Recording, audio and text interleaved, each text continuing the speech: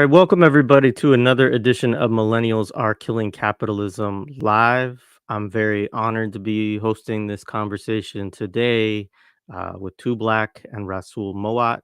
Um, this is my first conversation with Rasul. Obviously, we've had a few with Too Black over the years, and always have enjoyed all of those conversations. Learned a lot.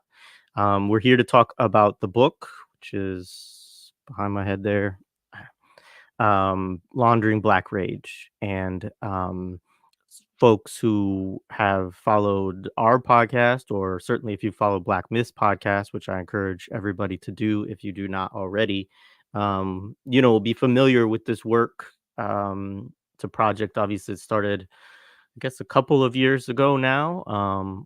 Probably started before that, but started to be published. And Black Agenda Report published the initial essay, and now it's been turned into a book. There's a lot of uh, new chapters, new essays, new work that's built into this to turn it from an initial essay form into a book.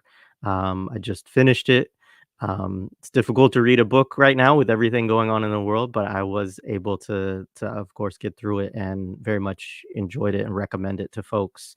And I think, obviously, with everything going on in the country, Palestine is really on people's mind right now. But one of the things that's also important always is to examine the dynamics of counterinsurgency and co-optation, right? And this book really does a wonderful job of kind of looking at those dynamics in a variety of different ways. And we'll be able to see resonances, I think, with what's going on right now and the different dynamics around it. But also, hopefully, it can help us think critically too about how do we how do we avoid, how do we make our movements unco-optable. And certainly it's thinking that way very much with the Black liberation or New African liberation struggle. And so anyways, I very much appreciate that. I'm going to say a quick introduction of our guests. So Too Black is a low-wage worker, poet, organizer, and filmmaker. As a poet, Too Black has headlined the historic New Eurekan Poets at Cafe, Princeton University, and Johannesburg Theatre in South Africa. His words appeared in publications such as Black Agenda Report, Left Voice, Indianapolis Reporter, and Hood Communist. He is also the co-director of the award-winning documentary The Pendleton 2, They Stood Up. And just want to again shout out that work. If people are not familiar, familiarize yourself with the campaign to free the Pendleton 2.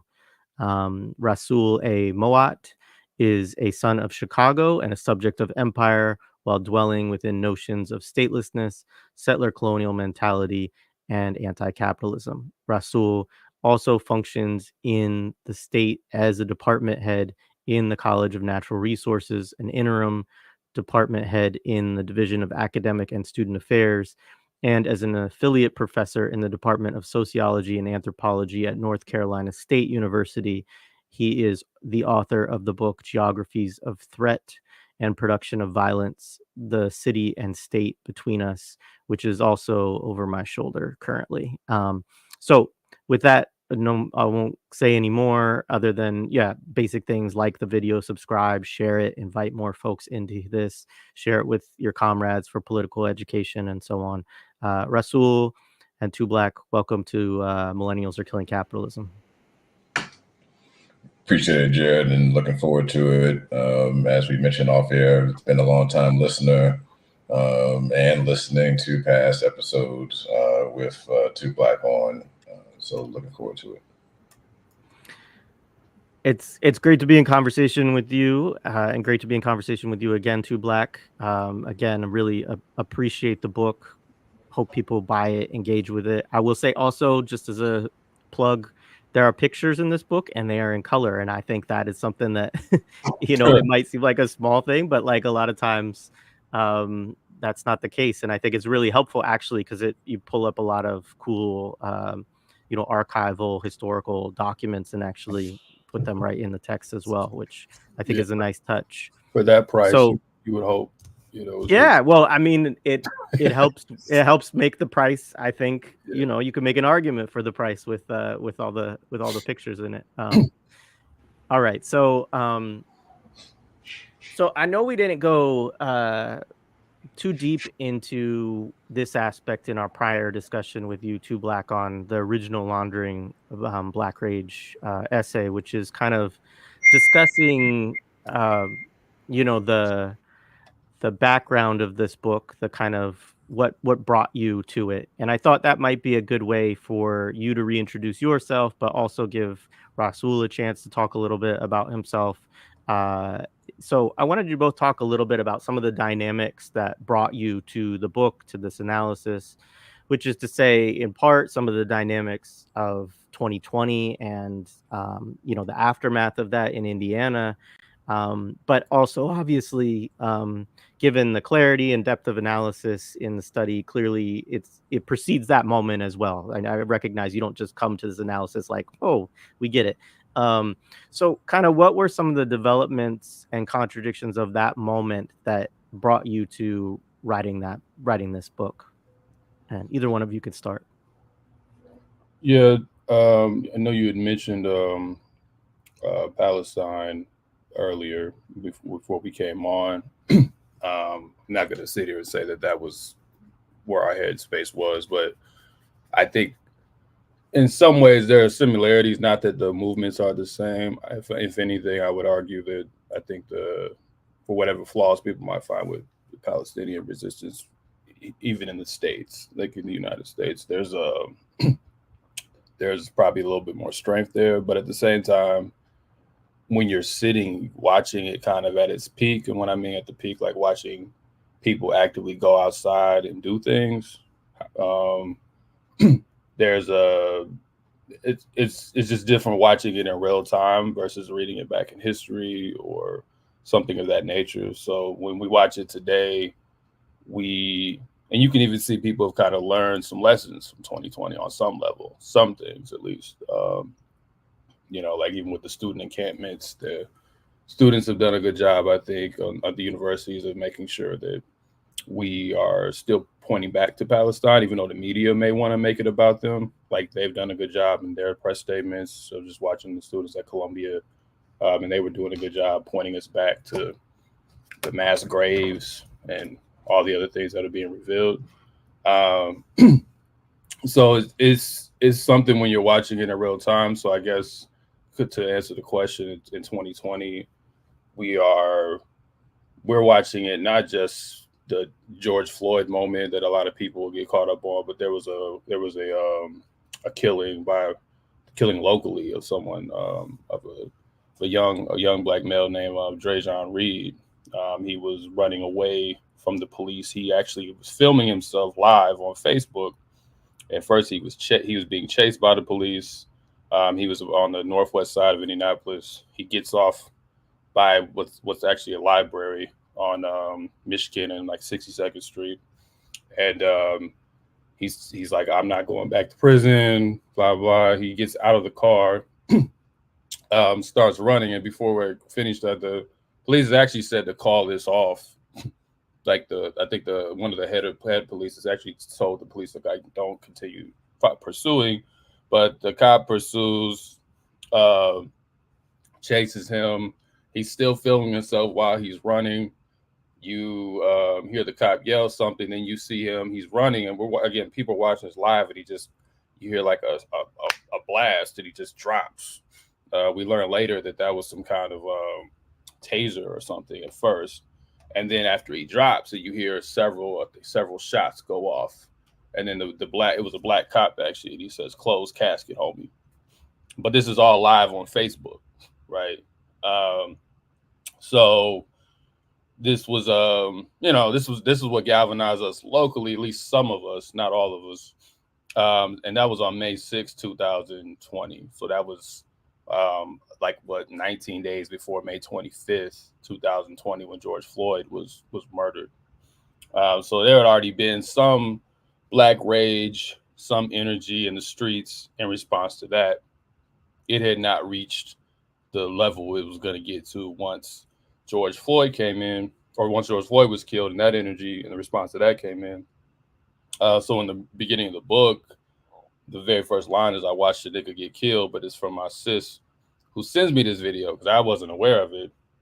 And I actually thought she was talking about, in that statement, that she was talking about Ahmaud Arbery, because that video just came out the day prior. So we were all reacting to that video. Ahmaud Arbery was down in Georgia, in Glenn County, or near Glenn County, was killed by three vigilantes, white vigilantes, while he was running. So it was also to show like just the proximity, like you reacted to one, and then there's another. And even in Indianapolis at that time, Trajan Reed was just one of, I believe, 3 people who was killed by the police within a 24-hour period. So it's also like, again, wanting to put people in that moment of like watching it and it's live, and wanting to, I guess, honor on some level, honor Trajan Reed, honor his family, because a lot of times the local murders, the local killings, that don't maybe make the biggest splash are just like brushed over, like we don't even remember them. They're just, to you, I know we haven't gotten directly to laundering yet, but they're kind of just baked into it. They're not really a prominent piece of the laundering. That's not how people see it. But then beyond just that, kind of just remembering things and putting them in context, it was seeing in real time, like locally watching it happen, which I think is different than when you're just on Twitter and you're seeing people clown twerking on Washington, which did happen, unfortunately, or when you're seeing Breonna Khan or whatever we're dragging online. It's like watching it locally, and it is not really getting that kind of Twitter or social media attention, but it's still happening. You're watching money come into the arts that never came in before. You know, I'm watching people who I would consider in some cases friends, or at least, you know, co-workers or something of that nature, colleagues in the arts, get grants. I got one myself. I'm watching, you know, all this Black business talk suddenly, you know, find even more of an outlet than it already had. And I'm like, none of this has anything to do with Trajan Reed. This isn't going to get him any, if you can get justice when you're dead, this is not going to get his family any justice. It's not going to get George Floyd. This isn't going to deal with police and the lethality of police and you know, them being armed agents of the state. This addresses none of that, but somehow this is what we've chosen to put our focus on. And this is not just something that the state is just kind of handing us. These are things that we bring up when asked what to do. You know, so it was a question of like, what's going on when it's done that well. No one's force feeding Black capitalism down our throats necessarily. Like, so this is advanced enough to where we request the things that actually co-opt us ourselves. So that's why I led with the Brooke quote, co-optation is a self-critique, right? Because it's like, this is worse almost than co-optation. Like, I always struggle with, is this even co-optation? Because to me, co-optation seems like it's something a little more forced. This was something worse. So that's what we try to do. And also, I think on a lighter note, that's the only chapter that's written in like a personal narrative, or, you know, where we actually talk about ourselves. So that was for people who may not read any other part of the book. At least you're clear on, you know, kind of where our observations came from, and like setting you up with our observation questions that led to the theory. So I could say more, but I'll let Rasul fill in, because I think he really, just like we did in the chapter itself, I think he really took off from after we laid that framework out. I think he really clarified some things in the second half of the intro. Yeah, no, I was doing a speaking engagement, and Too Black came up to me and said, "Hey, Mr. Mowatt, I would like to do a book." And that's kind of Definitely not what completely not what happened. But no, but really, Stuart Hall has this concept. Stuart Hall, who is a British cultural studies, theorists, activists, community organizers during the times when he was let go by different universities, talked about this concept called conjunctures, right? And conjunctures are these moments and periods of time in which empire specifically has to adjust and realign itself in reaction to crises of governance, whether that's a revolt that turns into an independent nation, or several independent nations form, right, that threaten sort of the continued finance operation of the empire. And so he talks about these conjunctures during different moments in time. He has some ideas of when some are, but he doesn't ever sort of push us all to think like they're unanimously fixed. Like for all of us, we're all supposed to say 1968, right? And of course, it seems like 2020 is going to be one of those years that we're all going to be forced to say somehow it was important. But he says to like really look for the conjunctures because they're important, because on one end, they do speak to this inability of empire of being able to properly manage its control. But then it's also, something in which we can identify resistance efforts, right, that has threatened the management.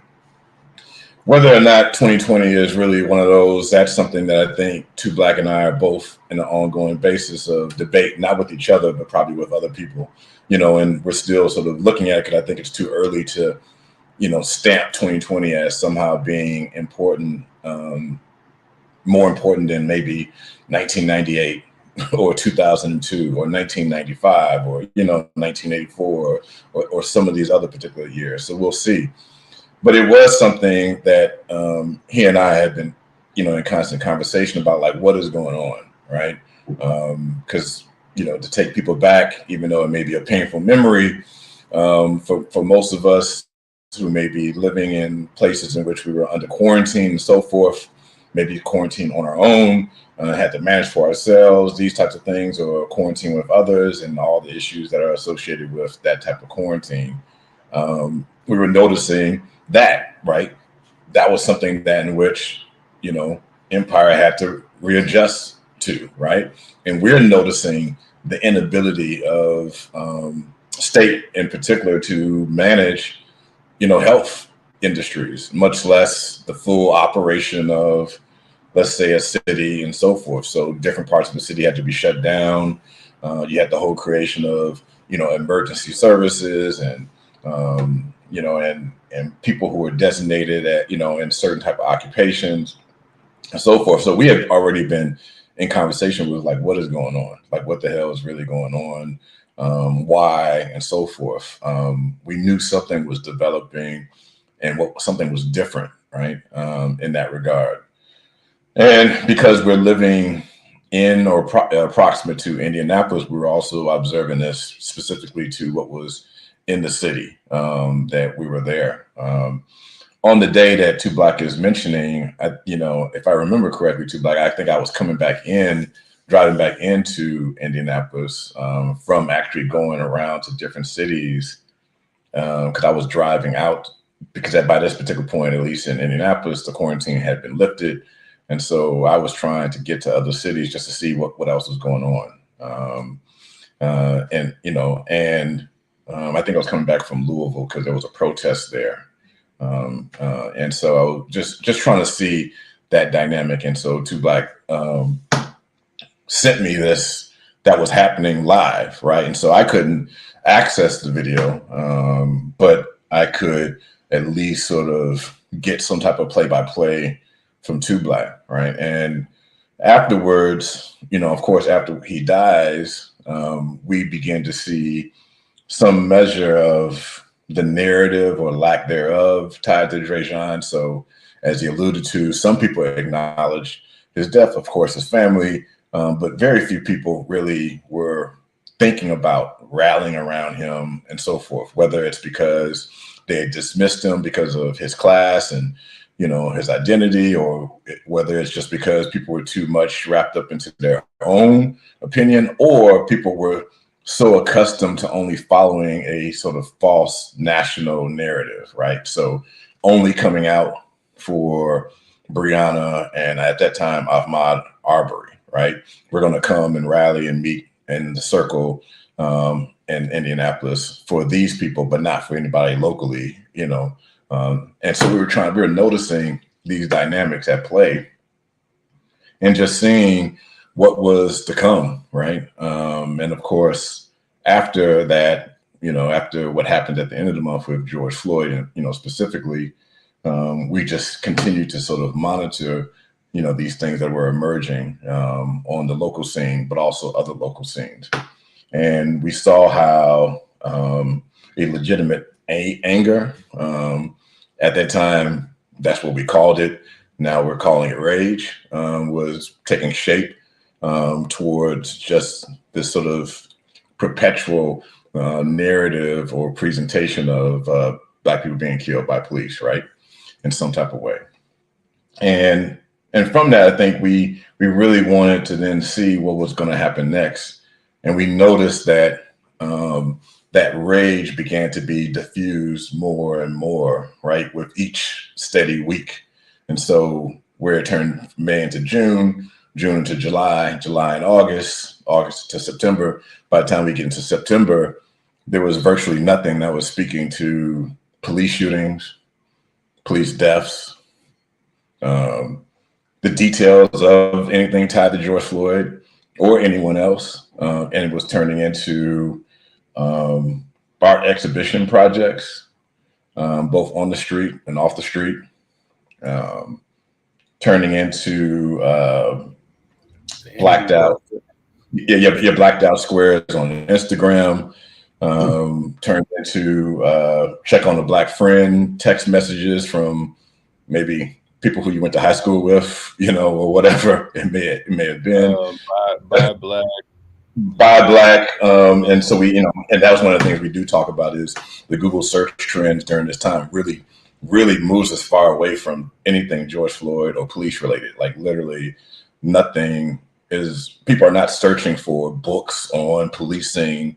Even though specifically, I don't know if some of us who are listening out there may recall, like Alex Vitale made his book available for free. He worked with his publishers, and so it was free for download, which was, you know, a very proactive, you know, thing to do.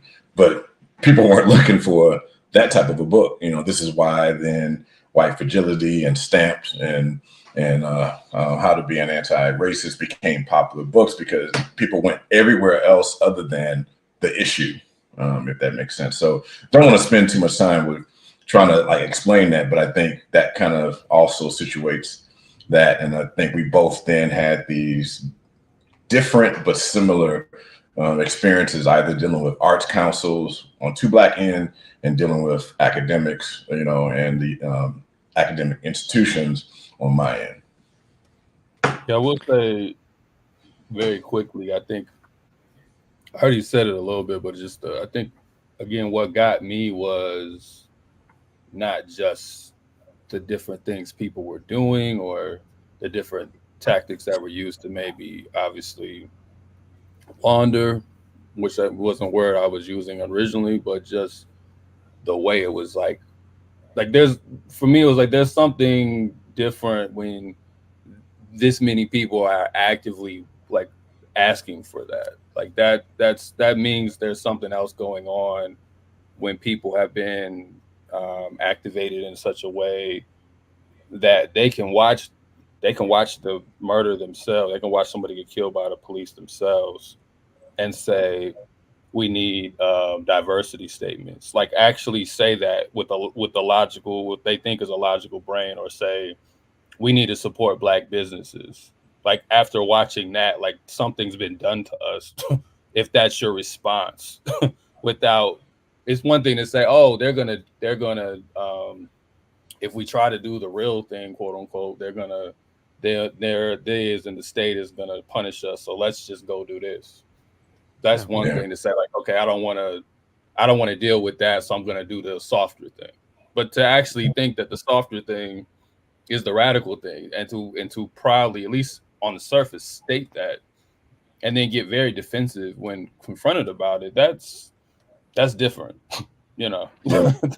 That's And, a yeah, and Jared, and I mean, before you kind of jump in to take us to the next step, I think Two Black's point is real important because I think just so that people understand what we're saying is that it's not just even the softer thing, any different thing than the point, right? So the idea is the only topic that's relevant if we're talking about George Floyd or Breonna Taylor or whatever else is something police related, right? Police tactics, police surveillance, no knock warrants, police shooting, police taser, arrest, anything in that particular realm is on topic. And so if we are basic sort of areas of community organizing, if there's an issue, you tackle the issue, but you have to have the discipline to stay on issue, right? And so if a school is being closed, you don't turn that school into a community picnic day talent show, right? Like that's a nice thing, but that does not address the issue of school closures or people being laid off from a job and so forth. And so anything else is the reduced soft thing, no matter how hard people may want to perceive it. And so the fact that we were in circles, and when I say we, the two of us, but also probably many of other people were in circles where instead of staying on discussion, right, even if like we were in a place in which we couldn't do anything about it, and staying in discussion about George Floyd, we turned and flipped George Floyd and the energy around George Floyd into jobs, pay raises, holidays, special flags flown on, flag poles for city government or campuses, changing the name of public parks, having honorary street, names, inserted, discount tickets at the museum. We can just go on. None of those things are the issue. Not to say those things can't be done in some other regard, but on the issue, they have nothing to do with the issue. And that is the sort of movement away. And I know we've talked about co-optation, but that was one of the things that we also started to think about, like, is this even really co-optation? Like, because in some cases, co-optation, the person or people have to already been committed to doing a thing and somehow have been, sort of bribed or steered away from doing the thing that they had originally been committed to. And in this case, the very options that people were bringing to the table seemed as if they were never even considering anything tied to maybe policing, police deaths, and so forth. Yeah, I appreciate that. And it's interesting because my experience, Russell, was probably most similar to yours because I was working in a school at the time in a nonprofit, and like, there was a convening, there was task forces, there was councils, etc. And so then there are these organs, right, through which people actually could have expressed whatever they wanted, honestly, in terms of demands of the moment. And what they wanted, like the thing that came up more than probably anything else is they wanted diversity, equity, inclusion training. So like, for those of us who've spent time with Dylan Rodriguez and others, like, this is kind of a classic. If you read the counterinsurgency handbook, like diversity, equity, and inclusion is a kind of counterinsurgent strategy, but this is what was requested, right? So that's one. The other thing was that it was requested that, being a school, that we purchase more products from Black businesses, Black bookstores, and again, like, there's nothing wrong with that. Our students were almost like 95+% Black, right? So it's like there's an argument also to be made that we should be putting as many resources as possible into their education as the primary thing, right? And so you could make an argument that actually you should buy from whoever you can get the thing most affordably, because you can maximize your resources for students, right? But that wasn't that argument aside, like you said, it didn't have anything to do, and these were actually, I mean, I won't call them organic demands because I think you all are showing, and we could talk about a much longer process here than sort of the co-optation of the moment, or we could talk about the psychological warfare aspects that bring people to demand these sort of things. But I saw something very similar to what you were talking about, Rasul, in the book, when you're talking about being in like faculty meetings and things like that at the university, and people are asking for things that you're like, why are we talking about this? Why is this the thing? So yeah, I appreciate that point. So I just want to say quickly, obviously we've done some conversation around the whole concept of Laundering Black Rage, that original 2-part essay. So I'm not going to spend most of our time here on that, but I do want to start just to make sure people are familiar with some of the terms and the language that that you all created. I think Too Black primarily you developed this, but so there's important terms here of Black Rage, White Rage, which maybe is you, Rasul, and this concept of laundering. So I think in that question we can get into some of the phases of that laundering process as well. But let's start with those kind of terms so that we have them kind of for reference throughout this conversation. Yeah, so laundering, again, I'll keep it brief, but for the people who may have never heard this concept or have no clue what do you mean laundering? But laundering, again, we kind of have hinted at it. We're trying to understand on some level, or at least for me originally, like we named these dynamics. We're trying to understand the conversion process of it. So, okay, dead black, primarily poor black male, killed by the police, and gets converted into, like you said, DEI, by black, and a bunch of other things that seem to be totally unrelated, right? Like we've already laid it out. So what is the conversion? Like why is that happening? And why does that seem to be happening really without much, that part of it doesn't get a lot of pushback, when that goes wrong, when somebody gets a $6 million mansion, when an organization hoards resources, when somebody gets too many book deals, when it gets excessive, then we're mad about it. Then we're kind of like, what's going on? But the actual process itself is pretty unchallenged, right? So we're trying to understand the process. So laundering itself, like within the kind of mainstream opinion, is just a very simple version, is to take something that was quote unquote illegally or illicitly gained, something that would be considered dirty, and make that appear clean. And we quote like Treasury Department and James Chin and even the UN to back up that. So that's not our definition. That is a very standard industry, state-backed definition of it. So if me and Rasul always use the most stereotypical examples, if we go and we sell drugs, obviously, this is hypothetically, of course, and we want to take the money that we made from selling said drugs, and we want to actually be able to spend it beyond just paying rent and buying groceries, and we want it to be part of our general income.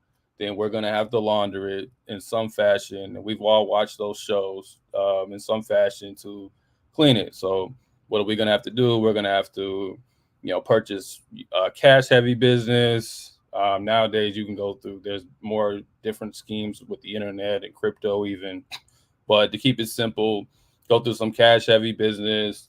So we buy a laundromat, we buy a strip club, we buy something that's easily able to funnel it. We don't put that in our name or something of that nature. And we take the drug money, we launder, we place it into that business. It's called layering. There's actually 3 phases of laundering. There's placement, layering, and integration. We layer our money within that business. Once the proceeds and the profits come back, our money is now integrated into that business, and we can take the money from whatever the front was, and we can actually put that in our bank account. The money's still dirty, but it now looks clean. So this is a really important point, that it's never really clean, right? You can't really actually clean money. You can make it look clean, you can undirt it, you can create an appearance of legitimacy. So that definition, I think, is fine. The problem with it isn't necessarily in the process that it defines. It's just it sets certain limits. So it says, like, one of the parts, if you read through the book, taking money and then placing it into the legitimate financial system. That's part of the definition. So then it becomes a question that a lot of scholars have struggled with on it, like, what is legitimacy and what makes a financial system legitimate, right? So if you just follow the definition on its own face and don't even necessarily have to change anything, like if you say United States, for instance, or where Israel, you know, they didn't vote to move in, right? They stole the land and they kicked people out of it, right? And then they occupied it, and then they took more land, but then they called it Israel, and then they said it was a God-given right and all of these other things, but it was conquest. That's how you got it, right? That's the crime. To launder it, you call it a state. You say it's some part of some God-given, prophecy or something of that nature. You get proceeds from other countries, particularly this country, which is also its own front, of conquest too. And you have to legitimize it, and then you invite people that aren't even from there, and you tell them to move in, settlers, and you say that they have some divine right too. Like, that is, what's the difference between that and me and Rasul selling drugs and saying that now we have a strip club? Like, what is actually the difference, right? Like, if anything, me and Rasul are probably closer to some kind of moral boundaries than Israel, right? But it's not really about the morality. It's just to say that you've converted something into something else, and you're trying to make it appear clean. Now, obviously, in this current moment, the front is not doing very well, as far as the legitimacy of it, talking about Israel. But by and large, even when we know something is a front, if the front still controls the means of production or still has power, still can't really do anything about it. So we might know the corner store doesn't actually just sell cigarettes. We know they sell other things. Like, we know what they sell in the back, but it's still there, because we can't really challenge it, right? Or we're not organized enough to challenge it.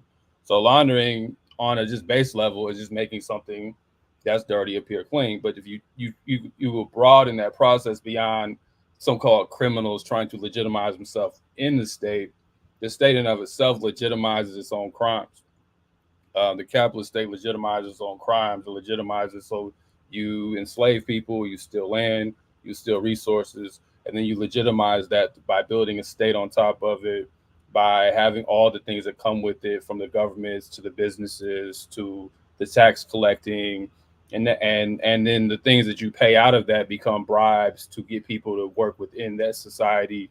You build cities, and Rasul really speaks about that in chapter 3, that really give it a level of like material legitimacy, because now you have enclosed spaces where people live.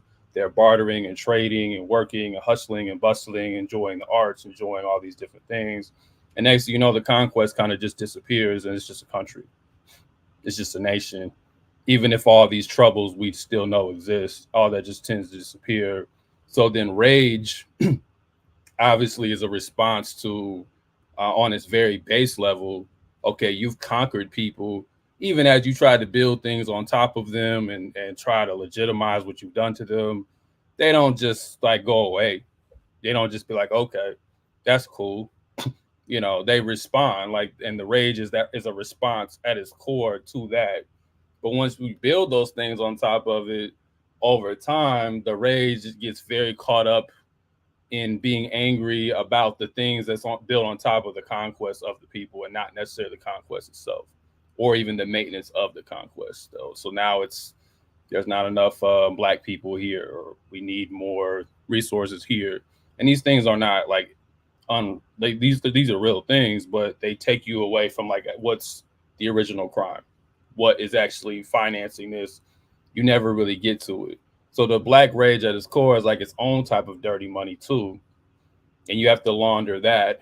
and wash that and turn that and convert that over so people's rage doesn't actually get directed at the source of why they're angry, why they're enraged in the first place, right? So that's like a basic breakdown. White rage, Rasul can speak on. I think I did speak on it in the original essays, but I didn't say much. I think I called the Republican Party the white rage party or something of that nature. But I think Rasul gave it a little bit more teeth as far as thinking about how even that, because again, rage, we study Black rage, but there are ways to understand the rage of different groups within their own historical context and how that's still ultimately utilized by capital and utilized by the state. Because it's say ultimately it's white capital who is performing these crimes and it's white capital that has the cleanest crimes. And then, but the trick is to get everyone else to work on behalf of cleaning their crimes. That's the difference between that and just going back to the example of me and Rasul selling drugs. We're trying to integrate ourselves into something. We're not trying to get everyone else to work on our behalf. White capital is like the way we're going to integrate everybody that we robbed and conquered into it. Right? We're not going to just integrate ourselves. We're going to integrate everybody else into the actual process. Right on. Russell, did you want to say some things about white rage? Well, first, I mean, we do not sell drugs, but you know, you keep going to that analogy, man. People gonna keep thinking. I said hypothetically. I said if, and I said hypothetically. But no, yeah. I appreciate this sort of question, even if it's sort of like a basic definition-based question, because I think these are part of our conversation.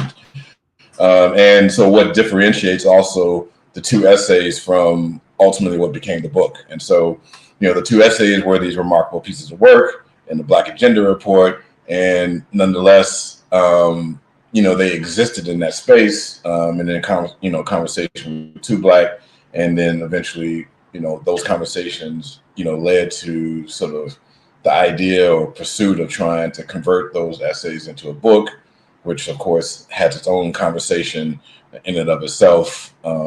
Sort of the channels that are closed to you to create books, depending upon who you are, and also spaces of publishers who claim sort of progressive or radical politics, not really being open to authors that they don't deem as radical or whatever else, led to then trying to go to a publisher that I had already had some relationship with to produce the book, and then he and I having to think about further how to expand what those two essays were speaking on into a book format, and so that did not mean that we were throwing away the ideas of the initial essays, but really, where can we go further? Because of course, especially in 2020, but also 2021, when we're starting to think about a book, probably in the fall, we're starting to see then the emergence of these so-called "quote unquote" scandals tied to,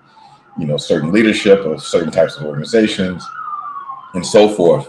And it wasn't about sort of switching that, and making a book about that, even though that's where a lot of energy was, being directed in general. It was more so, is there something more to this? Is there something older to this? And so then that's what we really started to think further about in terms of not just Black rage in the present, but also Black rage in the past. Thinking about what rage even is, as this thing in which it's dissent, but it's not a dissent that starts from your own experience. It's very easy to get riled up when you are the one that has been put out of a property.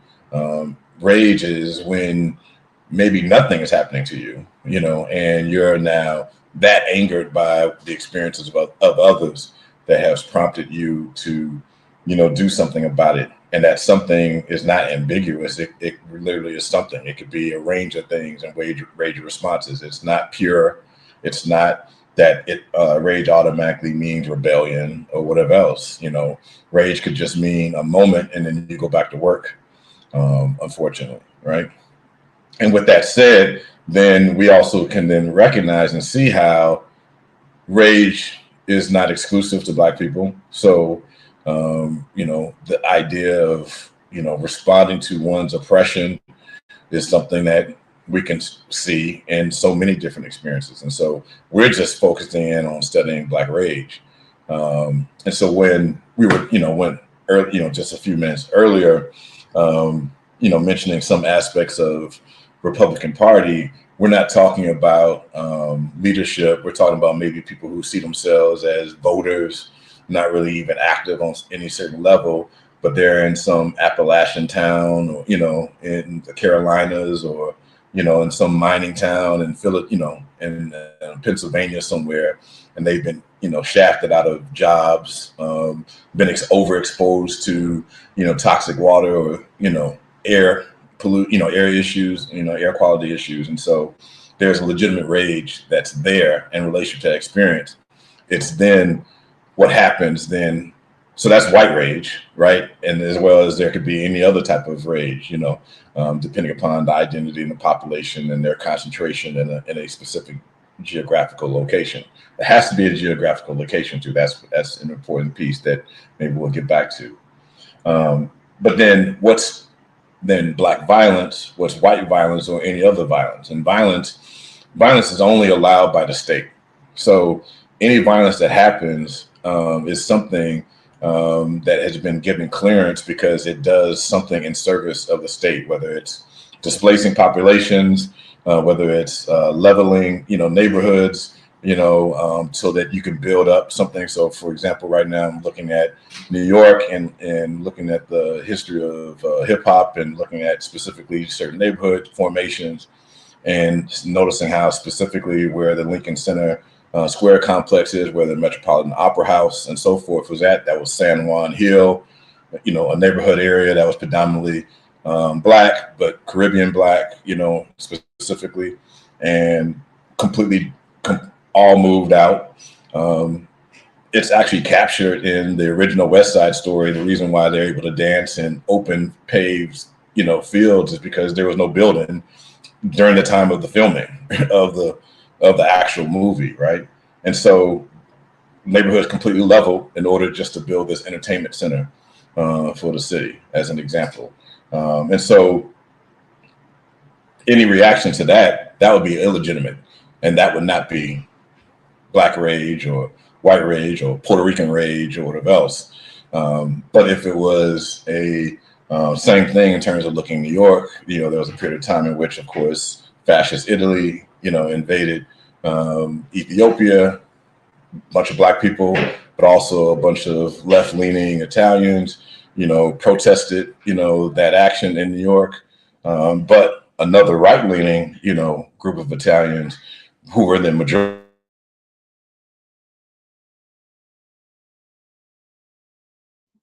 and above, especially connected to mayor. And your audios or your videos you're cutting out a little bit. You're freezing a little bit. You all.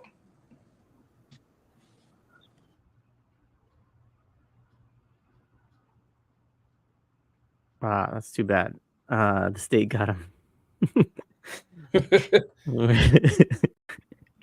Right on. Russell hopefully can get that together for a second. I'm gonna pull him off screen for a second just to see if we can get that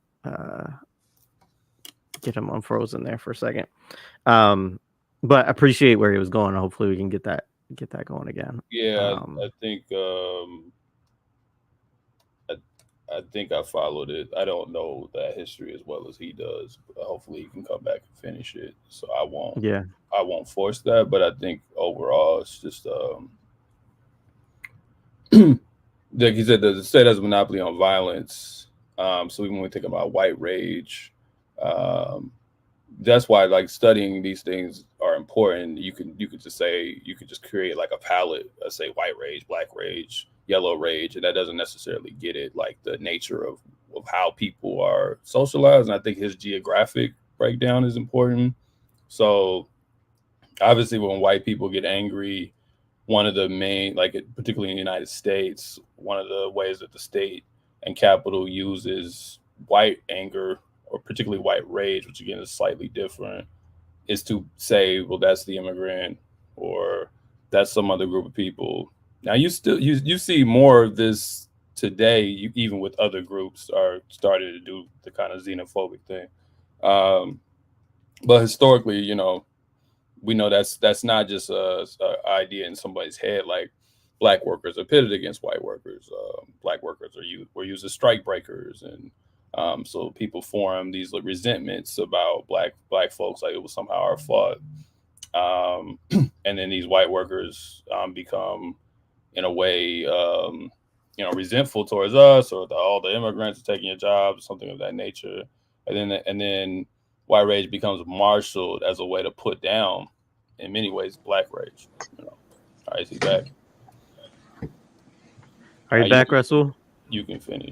I think I'm back. It just depends on how much I may be angering Too Black, and so he has pushed me off of. This was the comment from the chat. It's because you were talking about selling drugs. Too Black. That's what happened. Exactly. Like, I don't want to have any parts to this conversation anymore. But I'm not sure when. It kind of cut you off as you started to talk about the right wing Italians after you spoke about So go ahead. Yeah. So so it's important to make these distinctions, and it's not about becoming a humanist or whatever else. It's just it's a matter of fact, right? So what we know of is Italy invades Ethiopia. There's widespread Black support across classes, interestingly enough. But there's also left-leaning Italians who were anti-fascists, both in Italy but also in the United States. But there were also some centrist and right-leaning Italians who were very pro-supportive of Mussolini's dictatorship, including the mayor, LaGuardia, at the time. So their violence onto the parades and protests of the Black people who were specifically in Harlem, as well as the left-leaning Italians, attacking those populations, that would be an example of acceptable violence, and so they were never arrested. They were, never investigated. They were oftentimes supported or backed, and so forth. And so violence is always something that's okay. In some type of way, right? We can think about the violence that comes after winning of a championship, right? Where certain neighborhoods are allowed to burn, and cars to be flipped over. In certain other places, it is completely unacceptable to engage in the revelry of a championship win, as an example, right? And so it's important then for us to make that distinction that, one, rage and violence are not the same. Where Black rage is not necessarily pure and automatically good, it does come from a particular honest place. But when it converts into Black violence, it is not necessarily rebellion, and it is not necessarily uprising. It does not actually lead to the logical end. And this is where we can sort of have criticisms of certain actors and so forth that were instigators and so forth, and things that occurred in 2020, as an example. But also, white violence is not the same thing as white rage, right? And so white violence is very much something that, can occur oftentimes by vigilante forces, because reason why we don't situate white violence, let's say, from law enforcement is because that's state violence, right? But white violence is from a vigilante sort of space, and that white violence can occur from populations feeling like the state has not responded the way it needs to, and so they're going to take matters into their own hands, or that they've been granted clearance to act in whatever way they can react with minimal sort of concerns for reprisal. So that's white violence. And as Too Black sort of emphasized, I think it may be the only bolded word in the whole book, and that was probably a typo on our part, but it kind of, I guess, fits, the fact that when you look at the whole book, white capital is the only literal bolded word in the entire book in this one particular space. Oh, yeah. I don't think that was our error. There were ones that were our error. I don't think that was. Yeah. So all of this is in service to white capital. And we always have to be vigilant of white capital because, again, as we're alluding to, white capital can also redirect and reroute the rage, right? To prevent it from growing in the ways that it typically may grow. And so it has to be curtailed. And that's where the laundering comes in, where, you direct it in some other particular direction. Appreciate that breakdown. I want to talk, Rasul, a little bit about the importance of the city, because this is something you've done, obviously, other work about it. Too Black alluded to a minute ago, but there's a chapter in the book also that kind of focuses on this. And so, you kind of write thinking about cities as devices or technologies of extraction for one, but you're thinking about other things as well. So let's start there, and um, just lay out for us a little bit of like, what is a city, where do we see it arising, and for what purposes, and what are some of the features of the city that you're really interested in your work? You're muted. Too Black, if you could please just let me, just give me some space and time. But cities, I think it's I think cities, they're an important space to study, but I think all aspects of what we may be experiencing, because again, I think that's also what we were trying to get to, is we weren't trying to describe in the entire book our experiences, how we felt during this particular time period. We're trying to theorize a way to understand how oppression works. And in this regards, how does oppression operate in a way that takes people away from dealing with their oppression? And that's where the Laundering Black Rage comes from. But also in studying cities, we can also see how then space becomes an important aspect of making that happen. And so in another short reading called Geography is a Threat, there is, this sort of notion of looking at cities separate from society, right? And so so not really want to, necessarily get into that particular book and the theorizations of that book, but society and cities are two separate things. Societies happen within cities, and societies can be formed by everyday people and their interactions, but also societies can be formed in service of the city as well as the state. And so there's this notion of a fabricated society, and you have to have a fabrication because cities are specifically the sites in which we rest for work, and then we go to work. And our work is all in service to the state and its function. And so if cities were just beds and assembly lines, that would be completely intolerable. And the rage would quickly, move from just being angry to something else, right? And so you have to have malls and movie theaters and clubs and strip clubs and street fairs and festivals and all these types of things to make it comfortable to live within our oppression, right? And so cities are then the sites of extraction. They house a society that allows for us to be complicit in that sort of relationship. But since we don't think about cities in that way as sites of exploitation and extraction, we think of cities in a few different ways. There are cities for opportunity. And so this is where, everything from, people trying to find out what's the best cities for parties, the 10 cities for growth. This is where you get the, unfortunately, I'm sorry, Too Black for mentioning Atlanta, but Atlanta Freaknik documentary, right? And the importance of the city or something like that. This is where the headspace of economists and event planners are at, right? It's always positive. It's a place for opportunity. And so you move from one city to another because one city or another has better opportunities than another city, right? Then there are centers for, opportunity for design and planning. That's different than centers for just general opportunity. And this is where urban planners really sort of, get into the space of thinking about electric buses and green roofs and, introduction of like hawks to control the pigeon population in the city. I mean, it's so wild, but it's, this is where you get community gardens. People have all of these sort of grand ideas of, if the entire city was bicycle only, right? And these types of things, that's the issue. That's the core issue that we're living under, is too many cars, right? And these things, right? Then you get into cities are conflict zones, and there are plenty of people who do good research work and good active work in urban affairs and critical geography, who look at how cities are rife with strikes and riots and the conditions that sort of produce those things, gentrification and homelessness, right?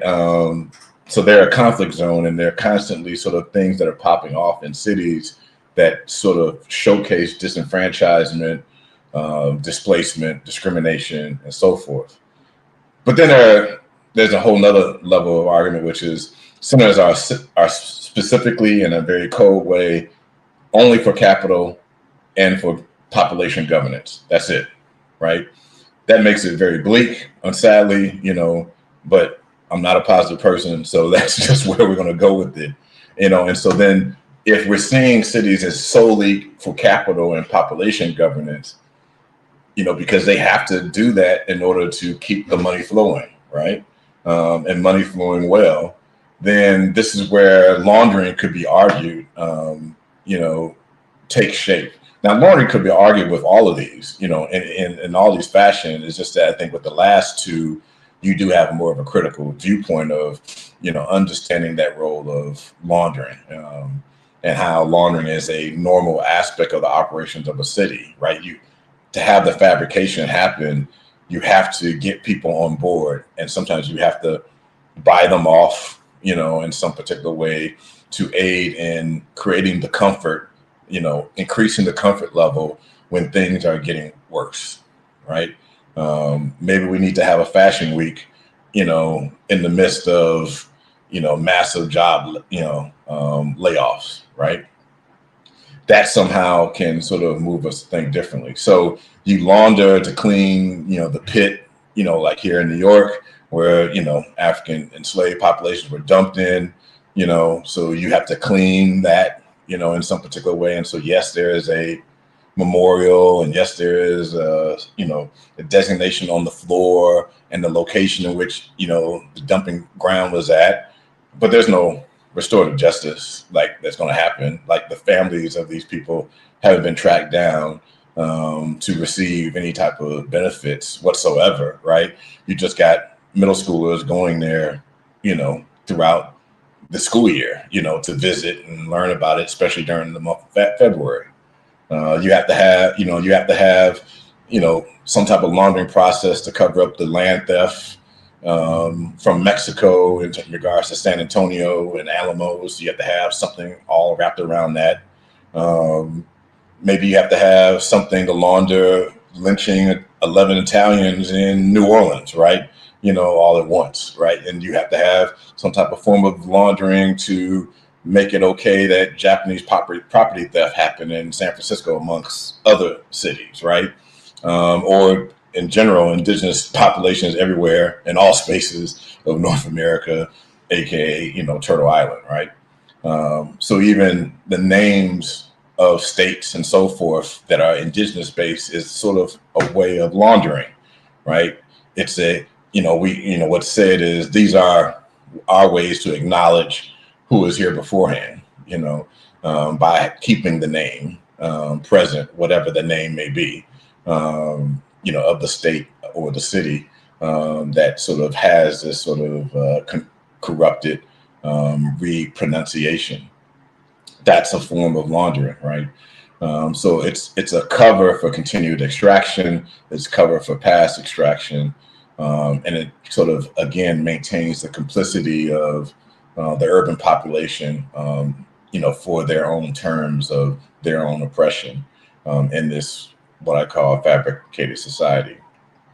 But I think, also it's important to think about with these last two perspectives is that the solution to cities that oftentimes are given is maybe the city should be smaller, again, with fewer lanes and more room for bikes, not realizing that, again, those two perspectives are the ones that are countering the other two oftentimes, because the other two are arguing for those reduced lanes, not realizing that any type of plans that are drawn up oftentimes are there to empower the state to either displace people, displace labor classes. So now you have your bike lane and you've reduced the number of lanes to get to and from, but who needed those car lanes? Working class populations who were driving trucks and pickups or needing buses and so forth to get to and from work easier, now have reduced space for their ability to sort of move around. And so the state is always in operation. And so I think that's just some ways in which cities become really, really important as the mechanism for laundering to happen. Because if it's out in the territory, it's hard to create the organizing structure of a laundering. Like if people just lived in random places, out in forested areas, plains, and so forth, it's hard to gather them, in a particular way for them to have a collective consciousness to either dissent or a collective consciousness to uphold a belief in the state. Appreciate that. So this is something that, you really are attending to with the laundering concept. And it's something I don't think we spent as much time talking about in prior conversations with you, Too Black, which is just like the kind of mechanisms, the relationship that sort of exists between, Black resistance, or I guess to use your term, like also Black rage, and like Black professionalism, managerial, like people would, sometimes use the term like professional managerial class or strata, right?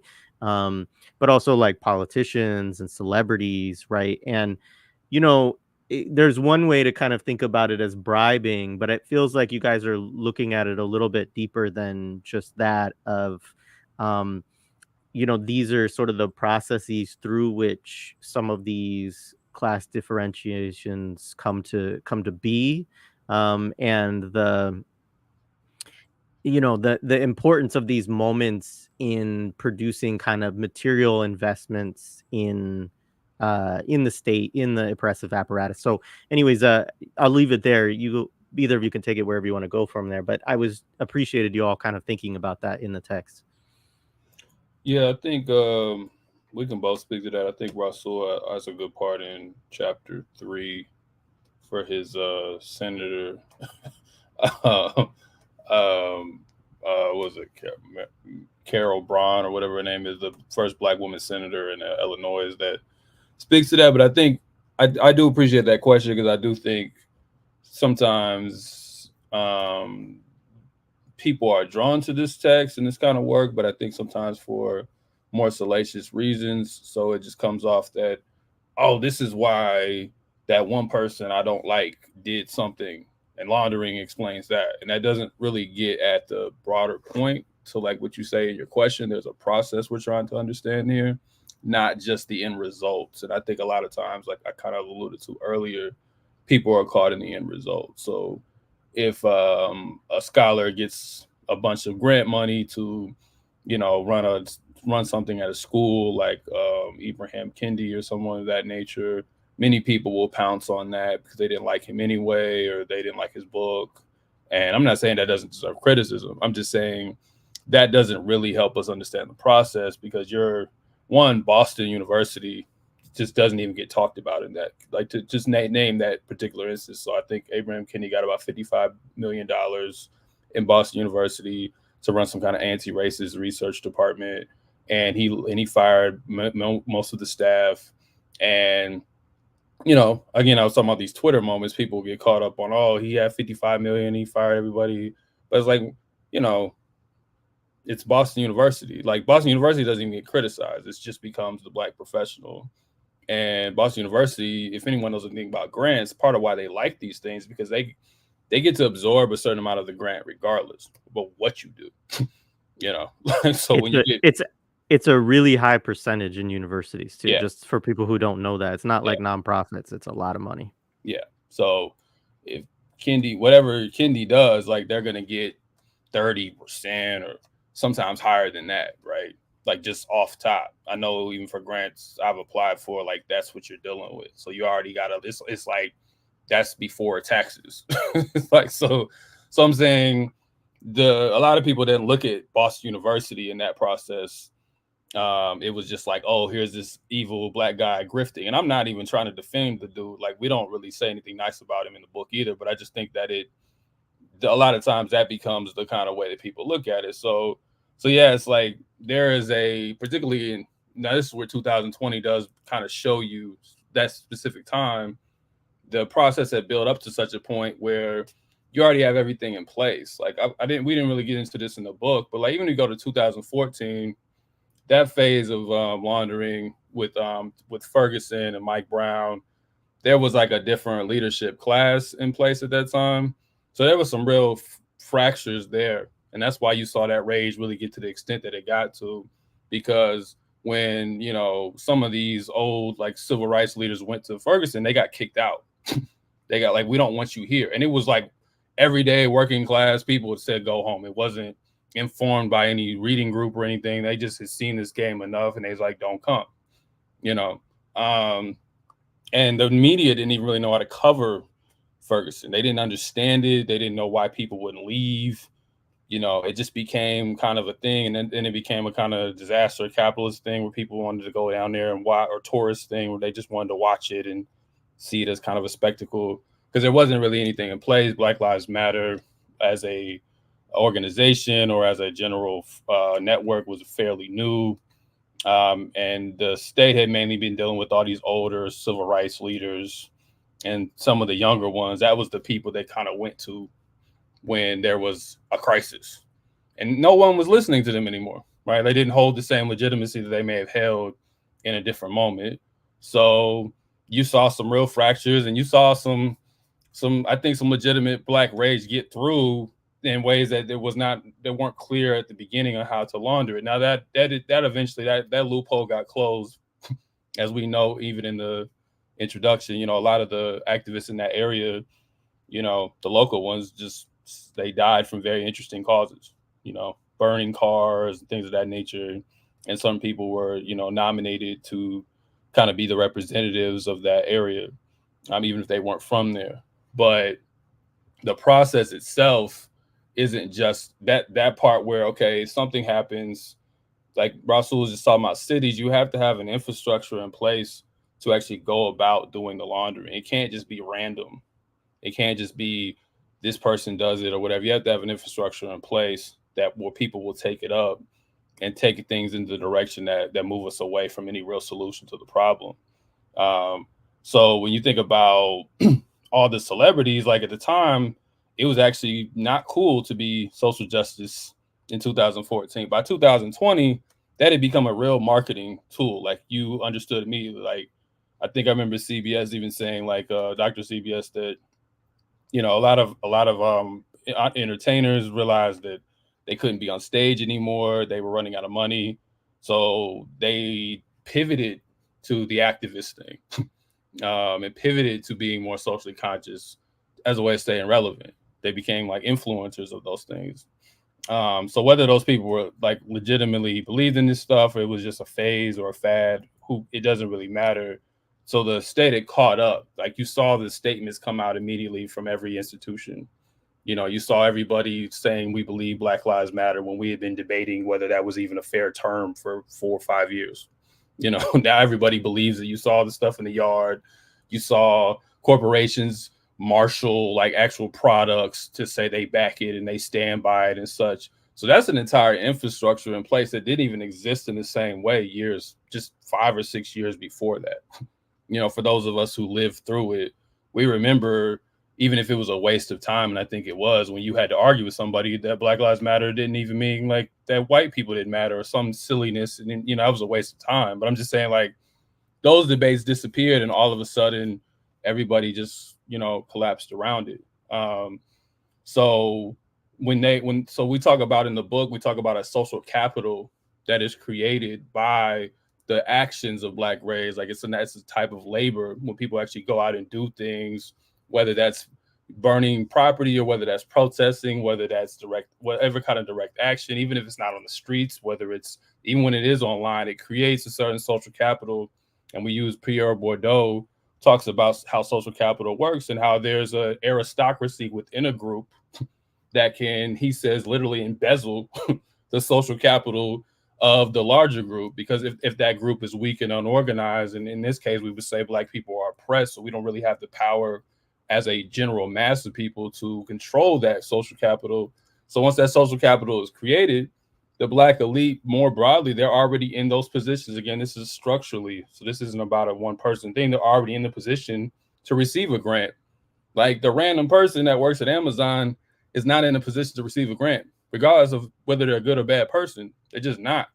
They don't work at Boston University unless they're like a janitor or something, and janitors don't get grants, right? So the social capital is embezzled by the Black elite, and it's not embezzled just by them alone. It's encouraged to be embezzled by white capital, by the state, right?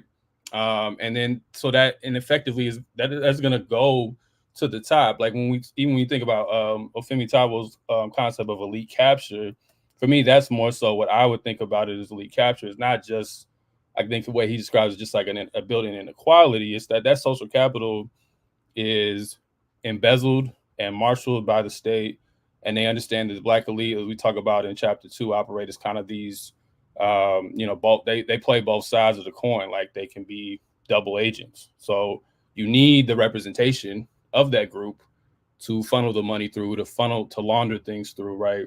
But the masses of people more so are going to recognize that group as legitimate than if white folks or white capital just comes in and does something. So they become as we say, a buffer class, right? So that's how that gets marshaled through. And you can look at different industries and see it happen differently, right? So you can see when it's politicians, who come out with a weak bill on the police, or they say, oh, y'all want to do Build Black, so here's a grant for some kind of entrepreneurial program to teach kids or whatever. You see the celebrities come out with the foundations, or I'm going to give 5% of my proceeds to Black businesses, or you see the NBA, we're going to bring out Black business people at halftime in 2020 to honor Black business owners, even though we don't pay the workers who work at the Black workers who work at the actual stadiums. We don't give a shit about them, right? But again, it's a process because those people are already in place in a capitalist society. So these things are already broken down to where all you have to do is just kind of tighten the screws, and it happens. It doesn't. And I think, again, people get too caught up in the one individual and the morality of somebody and how they failed, and they don't think about how structured that person was placed there. And even if they didn't steal the money in the ways that some of these organizations did, they're still laundering. And I think that's the part that gets lost. Like, so even if Kendi was like, I'm going to take this 55 million and give it to a bunch of Black scholars to write books or something, and we got some good books out of it, we would all say that's a good thing, but that still benefits the university. It still benefits the state, even if he didn't just fire everybody. So I think we just get too caught up in the end results of an already, excuse my French, fucked up process. So the end result of it is not the reason to be enraged. That by the time we get to the point where somebody does something that we find offensive, we've already in many ways lost the plot, in my opinion. So I don't know if that answers the question, but that's kind of how I think about it. Yeah, I mean, I think I can pull on one other thread here that will continue to kind of take this back a little bit, and also kind of talk about, bring this into history too, because I found it really interesting how you talk about this idea of fronts for recapture. And you trace it all the way back to marriage. And I found this like a really interesting intervention because, I mean, obviously there's a lot of work about marriage as this liberatory, process, which, and I don't think you all are like totally saying it's one or the other kind of thing. But one of the things that you point out is that there are, in the history of marriage, when you talk about, the bigger projects of it, that there were agreements that would be established, right, with maroon camps or, maroon nations, where maroons held territory, right, that, at a certain point they would return runaway slaves, right, or not allow runaway slaves to enter into, their camp. And so some sort of, in some ways it's similar the way I think about it, about how states work, right? And saying like, uh, you set up your borders, you don't allow, immigration in, right? And you agree with the other state of like, okay, we will sort of respect, each other's boundaries or territory in these ways. But uh, I thought that was really interesting intervention, just to look at a maroon camp as also a front for recapture. So I don't know if you want to talk a little bit about that and just this idea of fronts for recapture. And obviously you can talk about, other examples or more modern ones as well. But yeah. Yeah, that was when I saw that question, I actually forgot about that part of the book. But so I actually went back and read through that last night just to make sure I was clear. So I pulled that from a book called The Avengers of a New World, the story of the Haitian Revolution. So when I was reading through that book, when I was originally writing for the essay, I just wanted to make sure I actually studied real Black Rage, like taken full out, like taken to its fullest extent. And I felt like Haiti represented that. But Du Bois is the name of the author, not W.E.B. Du Bois, but Du Bois. Probably Laurent, right? Yeah, Laurent Du Bois. Yeah. So Du Bois, again, not talking about W.E.B. Du Bois. Just want to keep saying that.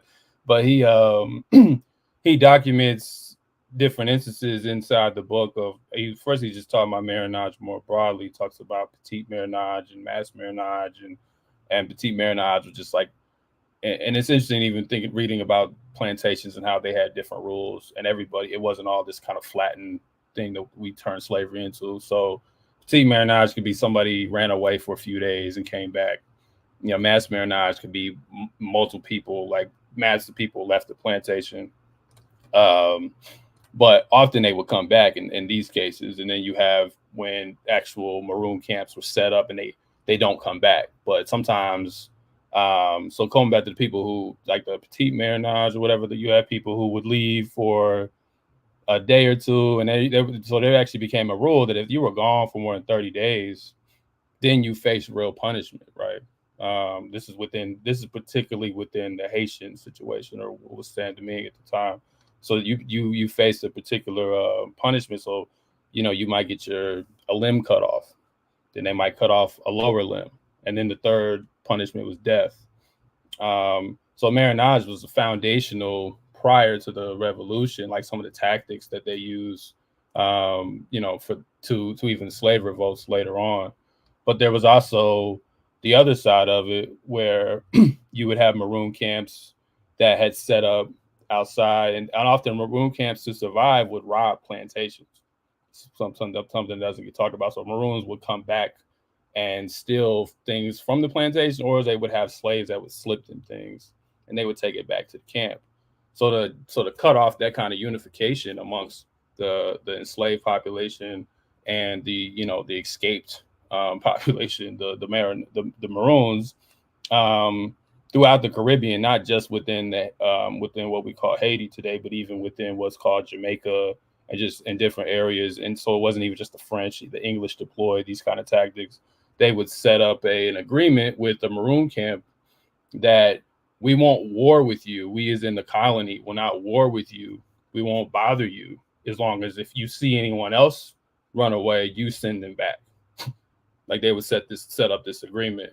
So, but that's not something that I'm obviously going to tell the slaves themselves. They're not going to be like, hey, y'all, so we got an agreement with the Maroon camp. So if y'all run away, they just going to send you back. They probably wouldn't believe you anyway, right? But they don't tell them. They just said that. That's like a secret agreement in many ways. So it's kind of a primitive way of thinking about fronts, like in an early stage of it, where I could really think I'm getting out. Like if I'm a slave and I'm trying to leave the plantation, I'm running away, I'm getting out, and I get caught, and then I get sent right back to where I went. And to me, that was just like, I'd heard about it before, but when you're in the headspace to write something, it's just different, right? So it was like, well, that is literally a front for recapture, So, but it doesn't have to just apply to the literal Maroons. But anytime we try to apply even a symbolic mirage, is when we're trying to get away from the state, we're trying to get away and get outside of it. You have these things set up on the perimeters that will bring you back into it. Even when you're legit, and your rage is often what leads you to try to get outside of it, even if you don't know where you're going. Because, I mean, just like thinking about a slave running away, you often don't know where you're going. You don't always have a good sense of the directions. And I found Haiti to be interesting, because he also talks about how part of why the Haitian Revolution happened was because usually in the mountains, the colonies didn't settle anything up there, but particularly in Haiti, they would do like the sugar plantations in the mountains. So there was actually less places to run away to, particularly like geographically speaking. So that was another reason why they set up those camps or set up those agreements with the Maroons.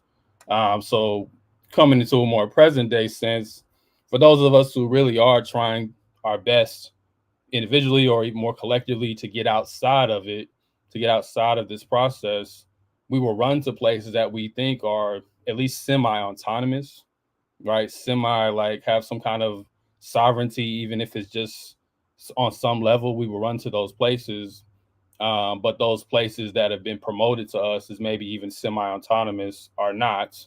But like it says in the book, like the difference is those slaves at least knew they were slaves, and they knew they were, so they were being recaptured. In our cases, we don't really think about it like that. And we also, so when we go to those places, like when a slave arrives at a Maroon camp and they're like, yeah, we're sending you back for death or whatever, they know their fate.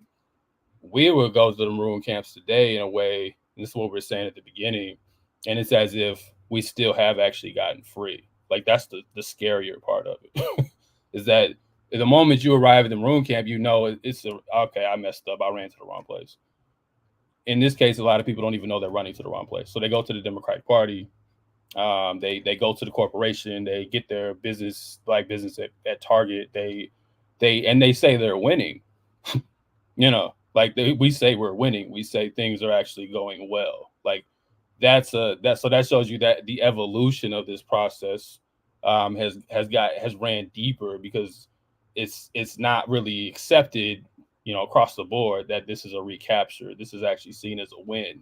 So you can condition a slave to believe by running away from the plantation and running to another one that they're not on a plantation. Like that's just a different level of I don't even know what the word is. That's a different level of capture.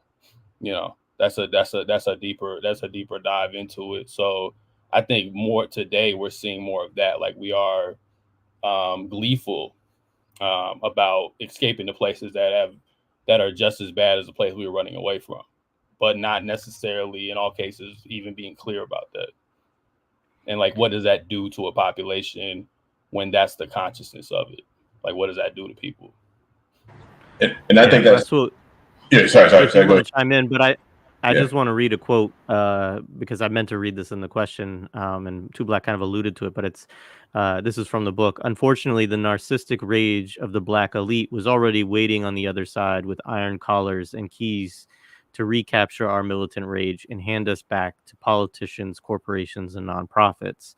But unlike the runaway slave, laundering evolved to a condition to condition us to believe we are no longer captured, let alone recaptured. So yeah, I just wanted to read that. I think that's beautifully written. But yeah, go ahead.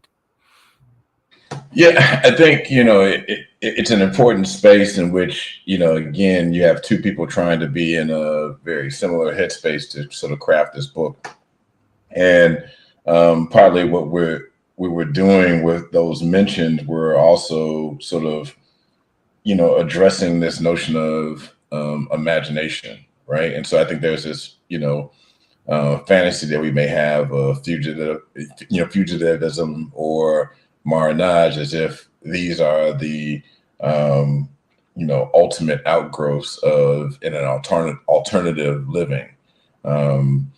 And so, but Maranaj and being a fugitive is not living under a sovereign nation, an independent nation that is completely sort of sufficient to a degree in which it does not have to depend on the trade, with others, right? It's not that. We're also not saying on the other end that Maranaj and fugitivism is, living off the grid and having a goat farm, right? We're not saying that either, right? But but the ways in which people are romanticizing these two concepts, it is closer to off the grid than a goat farm.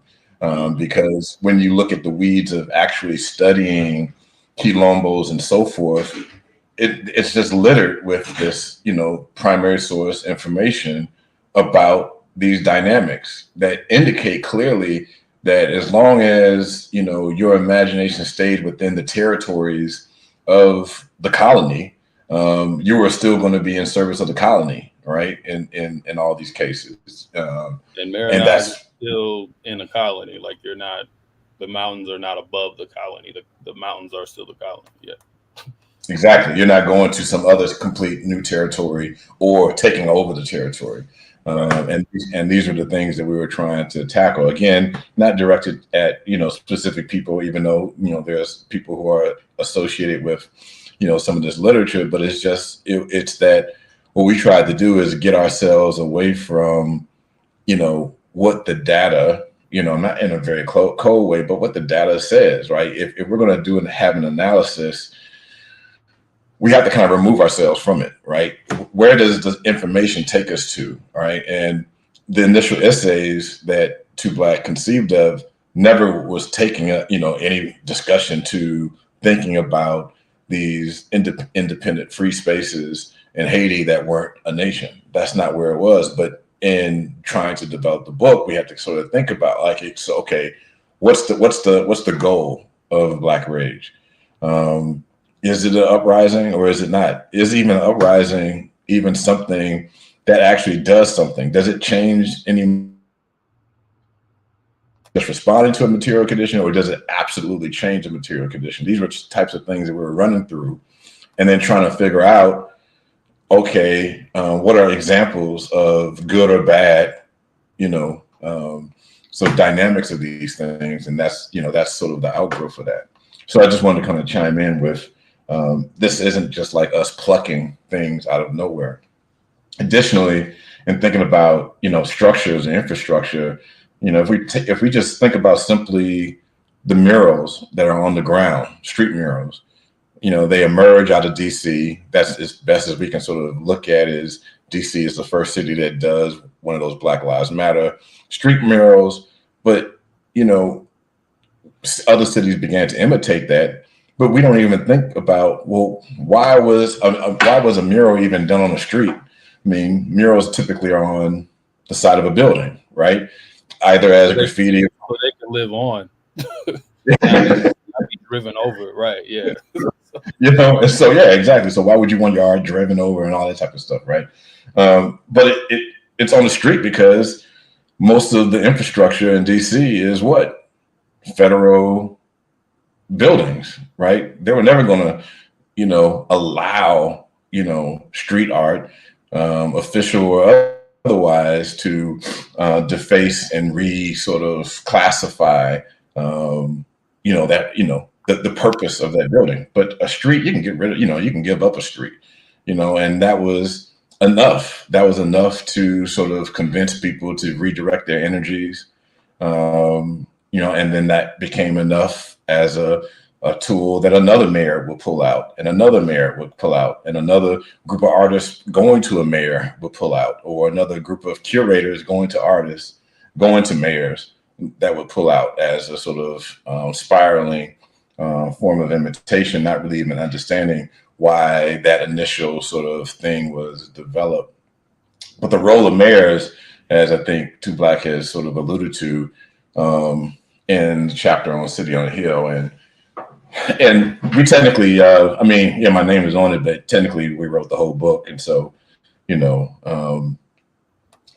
purpose of this was to try to go at why were we seeing the descent to experiences continue, especially when you see leadership changes in the late 60s, 1970s in these cities, where you start seeing numbers of Black mayors increase, right, all throughout the United States. You know, the Clevelands, the Los Angeleses, right? You know, eventually you get to the New Yorks and the Chicagos and so forth. How is it that then, you know, even with this leadership change, this representational leadership change happens, you still have these conditions, but it's not necessarily these conditions have continued, they've taken on a new form. And so during this particular period of time, you see massive austerity measures put into place. Whereas previously it was all about displacement and the seizure of property and so forth. Now you have the stripping of social services, medical services, school systems, and particularly band and arts and so forth in school systems being stripped out of public school systems during this time period of widespread Black mayor representation. And so we, you know, began to observe that, you know, case after case after case after case, that was the reason for that leadership representation. It would launder, it would clean the action, no differently than, yeah, exactly. Yeah, exactly. It's no different than previous mayors who were white, who, you know, built the highway or the state, you know, the first initial stadium, and people loved them, even though they didn't do anything else right in the entire history of the city, right? So in this case, it was just the next step of a laundering process to not only make a population complicit again, but also to move money that should have been going to the population and putting it in the coffers of wealthy elites, governing elites, and so forth. And so we saw this. But then, you know, surprisingly, in getting into the weeds of the data, again, not knowing this was there, you start seeing then the representation of that mayoral leadership move to state houses. And from there, from moving from state houses, they began to also, you know, reach out to new independent nations. And you start seeing then this relationship happen where these new independent nations, specifically on the continent of Africa, you know, headed by dictators, are being sort of partnered and lobbied with these sort of state representatives at the Senate level or House of Representatives, you know, in the United States, also during the 80s and 90s. And then, of course, they parlay that into then upper administration, you know, presidential administrations, presidential campaigning, you know, and some people are still in the business, even though they have been discredited, you know, decades before. They're still in the pipeline because of their service to capital. I appreciate that, and maybe it connects a little bit with the next question here, because there's a section in the book where you're also, you know, again thinking about these fronts for recapture, thinking with the history of colonial counterinsurgency. You also differentiate, which I appreciate, between counterinsurgency and counterterrorism, right? And they work hand in hand. Um, but the kind of history of Black elites transnationally, you know, there's some interesting work here you're doing, even looking at, you know, the history of Pan-African congresses and things like this. And ultimately, you know, you kind of work your way to neocolonialism as what you call the fundamental front. And so maybe say a little bit about that and about why neocolonialism, you know, you see as the kind of fundamental front there.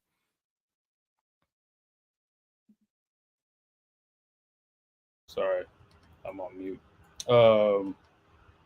Yeah, that was kind of the fundamental front part was kind of like paying homage to Nkrumah, and even Lenin to some extent when he talks about it being you know, the highest stage of capitalism, and I think what did Nkrumah call it? I think neocolonialism was the last stage of imperialism or something of that nature. If I'm correct, yeah, the last stage of imperialism. Yeah, so that was kind of a paying homage to them. But and there's just reading some UEP news stuff the other day, and he didn't actually agree with Nkrumah about neocolonialism, but I would disagree with him on that, honestly. But that's neither here nor there. But yeah, so I think like we've kind of already talked about it, but when we were talking earlier about the kind of the way that social capital is embezzled by this class, and neocolonialism then becomes the best way to embezzle. But it also means that if the fundamental front is you can collapse blackness to mean anyone and everybody in every space and every time, and we don't ever have to actually investigate the material conditions of a group or what the class they belong to or what the actual issues that they're facing are. Like we've been getting at this whole interview, if it's just that what's good for any black person is good for the next black person, no matter what. And then you've reached a situation where if you can eliminate that kind of front, then the state really is running out of tactics, because that is one of the best ways of laundering the rage, is to say, okay, you're free and everything is progress if anybody proceeds to get any benefits out of it. But neocolonialism, is obviously this ability to have control over a state or a nation state from the outside without having to have formal rule. Like you may not have officially occupying forces. You don't officially have it that they pay all these proceeds back to the mother country, even though we know that those things are still codified through law. But you can now name your country whatever you want to name it. Technically, you can now nominate people who are formerly colonized or officially colonized to parliament or to government. And it even allows for some private entities to emerge who can then benefit, on the petty bourgeois side of it. But what ends up happening is all those things get merged together. And we say, okay, the African that owns an oil mine somewhere is the same as the African that has to dig in that mine, or a diamond mine or whatever. And that becomes collapse. But then we were just talking about in the United States, it's the politician who is, the first black person to win whatever, and then becomes to be the first black mayor and then becomes the overseer of austerity, is just as beneficial as the people, is just as good, but it's just as beneficial. But then you have people who are actually living with the outcomes of austerity. Black people who live with the outcomes of services being cut, who live with the outcome of, schools being closed, who live with the outcome of being laid off from jobs and salaries being cut and all these different things. But all of that ends up getting merged together. And neocolonialism, we argue, I know, Jared, you've been on panels with me before. I've been arguing this. So this is my opportunity to kind of argue it in the book, that I don't think neoliberalism is the ultimate shift. I think neocolonialism is the ultimate shift that capital makes. And as we argue in the book, neoliberalism is the economics of neocolonialism. Neoliberalism is the economic system of it, at least now, or at least as of so far. And I even think that might be changing, but that neoliberalism became the thing. And we also argue that it's just, now that we're speaking on that, a lot of times people will say that the first shift towards neoliberalism was the Chicago Boys and in Chile in 1973 with the overthrowing of Allende. And we're like, how do you explain Lumumba? Like, what's the difference? Like, I know there were like more specific policies by 73, but as far as like the ultimate goal was, they want to nationalize their stuff for their people. They're not going to do that. We're going to overthrow the leader, and we're going to implement policies that privatize the economy, and opens the borders for capital, because that was one of the transitions after World War II, was that we're not going to be any more inter-imperialist wars. We're going to open the borders for capital. The United States is going to lead that goal, and we want to move all the barriers away so capital can come in and be nimble and grab all the resources and set up shop wherever it wants to. Well, you have, and it's not just Lumumba. You can look at Iran. You can look at Korea. You can look at Guatemala, right? So these things happened in the 50s and 60s, but then somehow I don't, and it just repeated on the left all the time, 73, and I just don't really. Maybe we're missing something, right? But so first to even so before you even hear neoliberalism, you already see neocolonialism being implemented prior to neoliberalism, and even before it's done in Africa, you see it being done even quite across Latin America. The Spanish had kind of conceded a lot of their colonies, formally prior to some of the other European powers, and you started seeing the more neo-colonial things popping up within the Americas. By the time you get to Africa, you see other countries conceding like the formal power, but they're like, oh, you want to go this route? Well, there are now ways to crush that, but you can't implement neoliberalism, whether it's outside of the United States or even domestically when we're talking about black mayors, without neo-colonial puppets. Like you can't implement neoliberalism with Lumumba in charge. Like you couldn't do it. So how do you even make sense that neoliberalism is a main shift? Because you have to have people in power to do it. Now you can say, okay, I guess you could argue that in some cases leaders are forced to kind of go along with that program because they don't have enough sovereignty outside of their borders or something of that nature. But that's still because there's neocolonial puppets surrounding them. But if everybody in power had the ingenuity of, even half of what Nkrumah and Lumumba have, as we talk about in the book, you're not implementing neoliberalism. You wouldn't have been able to do it.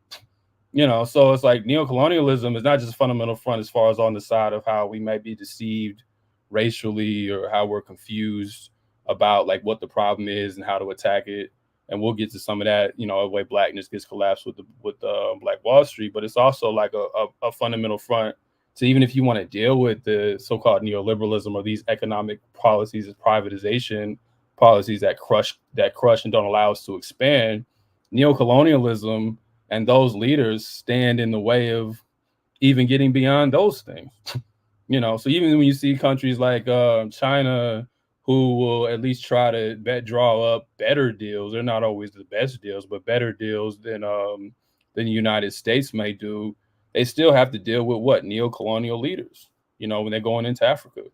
Now we've done a whole show. We're not saying China's colonizing Africa. We're not saying that. But I'm saying they still got to deal with a neo-colonial framework, whether they want to institute neoliberal policies or some kind of more multilateral beneficial policies, because that's the people you're dealing with, right? So for me, like, I think part of this is where I do think racism does play a major role, because neoliberalism also is built on this idea of this public good being taken away. And I'm like, when did African colonies have public goods? when did Latin colonies have public goods? When was there a welfare state to be, snatched away? And even here in the United States, we were locked out of much of that. So by the time it was finally open for us to share, quote unquote, the public goods, then you have so-called white flight, which I still say is like capital flight, because if white people are poor, they're not leaving anyway, so it's a flight of capital, right? So that's this kind of like Fanon talks about. So you have this flight of capital, you have this flight of a tax base, and then all of a sudden, many of the black people are not able to benefit from those public goods either, except for a particular class, right? So, that is neocolonialism that then helps usher in neoliberalism. I just think that's a fundamental thing we get wrong. Yet I'm open to be challenged on that, but I think that when you look at it historically, it's kind of like the way people talk about fascism, like it just happened in Italy and Germany, and I'm just like, well, what was happening in these colonies? Like, I don't, so it's just a weird, it's a major like blank spot, I think, on the left, so to speak, when we talk about it, because yes, I get the Chicago boys were think tank and they instituted certain policies, but they weren't the first think tank either. There were think tanks involved in the overthrowing of Arbenez in Guatemala. There were think tanks involved with Lumumba, like, so I just think that's a a real mistake that we make in history. And I think if we don't deal with that fundamentally, whether it's the way that racialized populations become collapsed, or just more broadly the way that capital is able to move because it has these neocolonial leaders in place in this neocolonial framework, like you can't really get free from capitalism and imperialism. Like you just can't. So there. So, but no, I mean, it's a great sort of explanation that Too Black is sort of speaking to, but it's also important, the backdrop of this is also saying to, the reader, alongside those pictures and so forth are these sources. And we're really trying to direct people to, the colonialism-based literature is so vital to understanding, a lot of things. And so many people just avoid that literature at all costs. They may jump on anything that's labeled decolonization, but they do not jump on anything that is pure colonialism, trying to truly understand the operations and functions of a colony. But colonialism ultimately locked relationships between, territories, so the issue is that even though, as Fanon mentioned, that decolonization is a spectacular flight of capital, just because France or Belgium or whoever leaves rapidly because their control over the colony has completely sort of gone away, they're not absolutely throwing the towel in, because they built up so much resources in the seat of empire, as well as infrastructure in the colony, that just cannot be gone away with. You have either you have sugar refineries in the empire because the sugar is being sort of grown and harvested in the colony. And so now once they leave, you can't somehow go find another location to get your sugar, because there's relationships that are still maintained with former colonial empire. So France can't somehow turn to Jamaica for sugar, principally, because United Kingdom has the sugar locked down, still coming through Jamaica, as an example, right? And so, that locks down industry. Industry has a relationship, even if the crown doesn't want it, industry still needs it, right?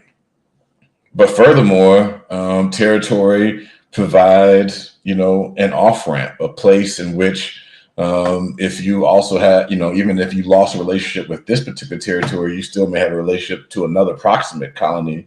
And just by nature of shipping, you can't just take one straight voyage from the seat of empire to the colony. You have to have a stop, and so you have to now maybe consider relationships to maybe come to port into the former colony that you no longer supposedly control.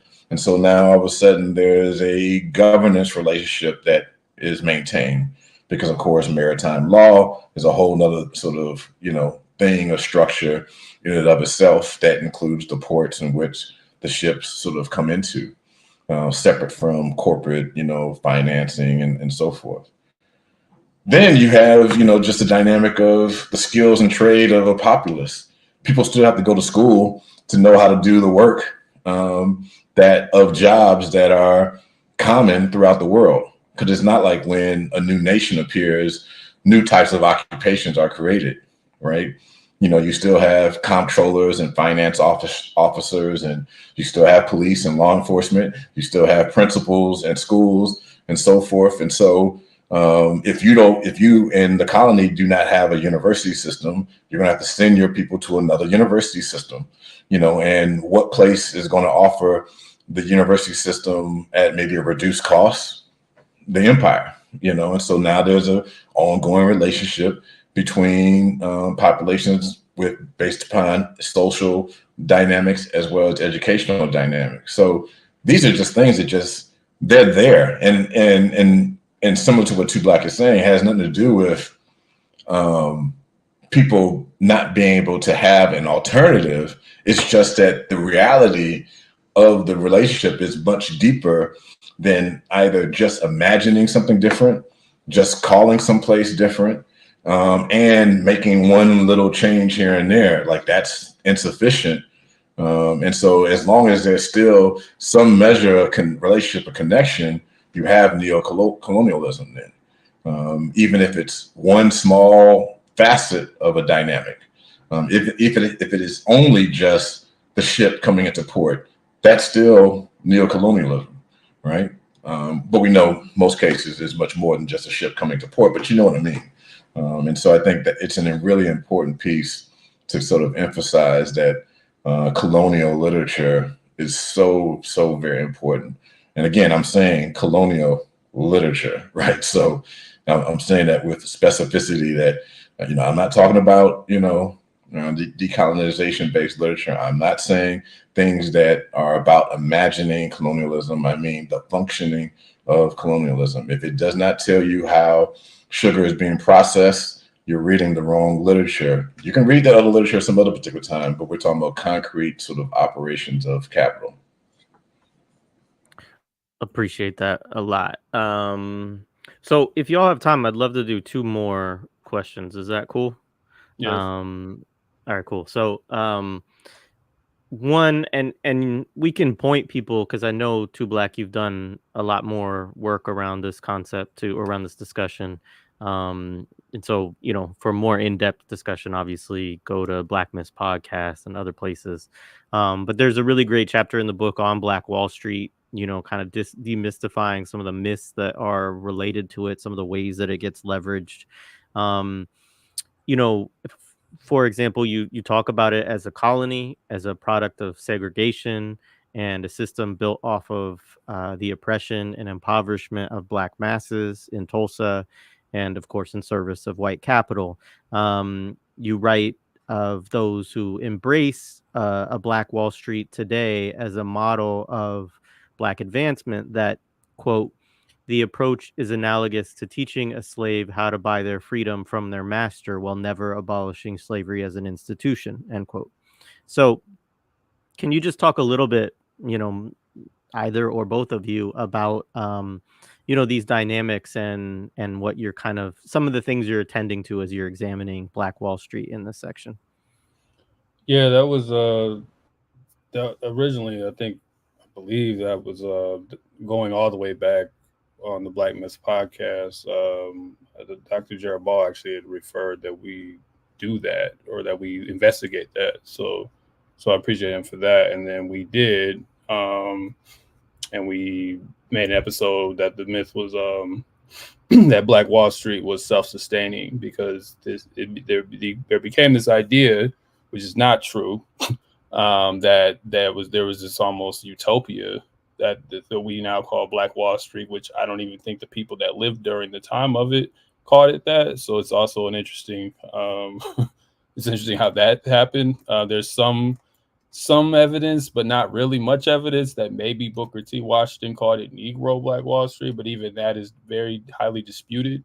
But other than that, yeah. So it was a neighborhood in Tulsa, Oklahoma, known as Greenwood, and Greenwood was an entire neighborhood with residents and people that lived there, and then a few blocks, maybe 3 or 4 blocks of this like 35 to 40 Black neighborhood was this Black business district. It had theaters and had shopping places for people to shop and things of that nature.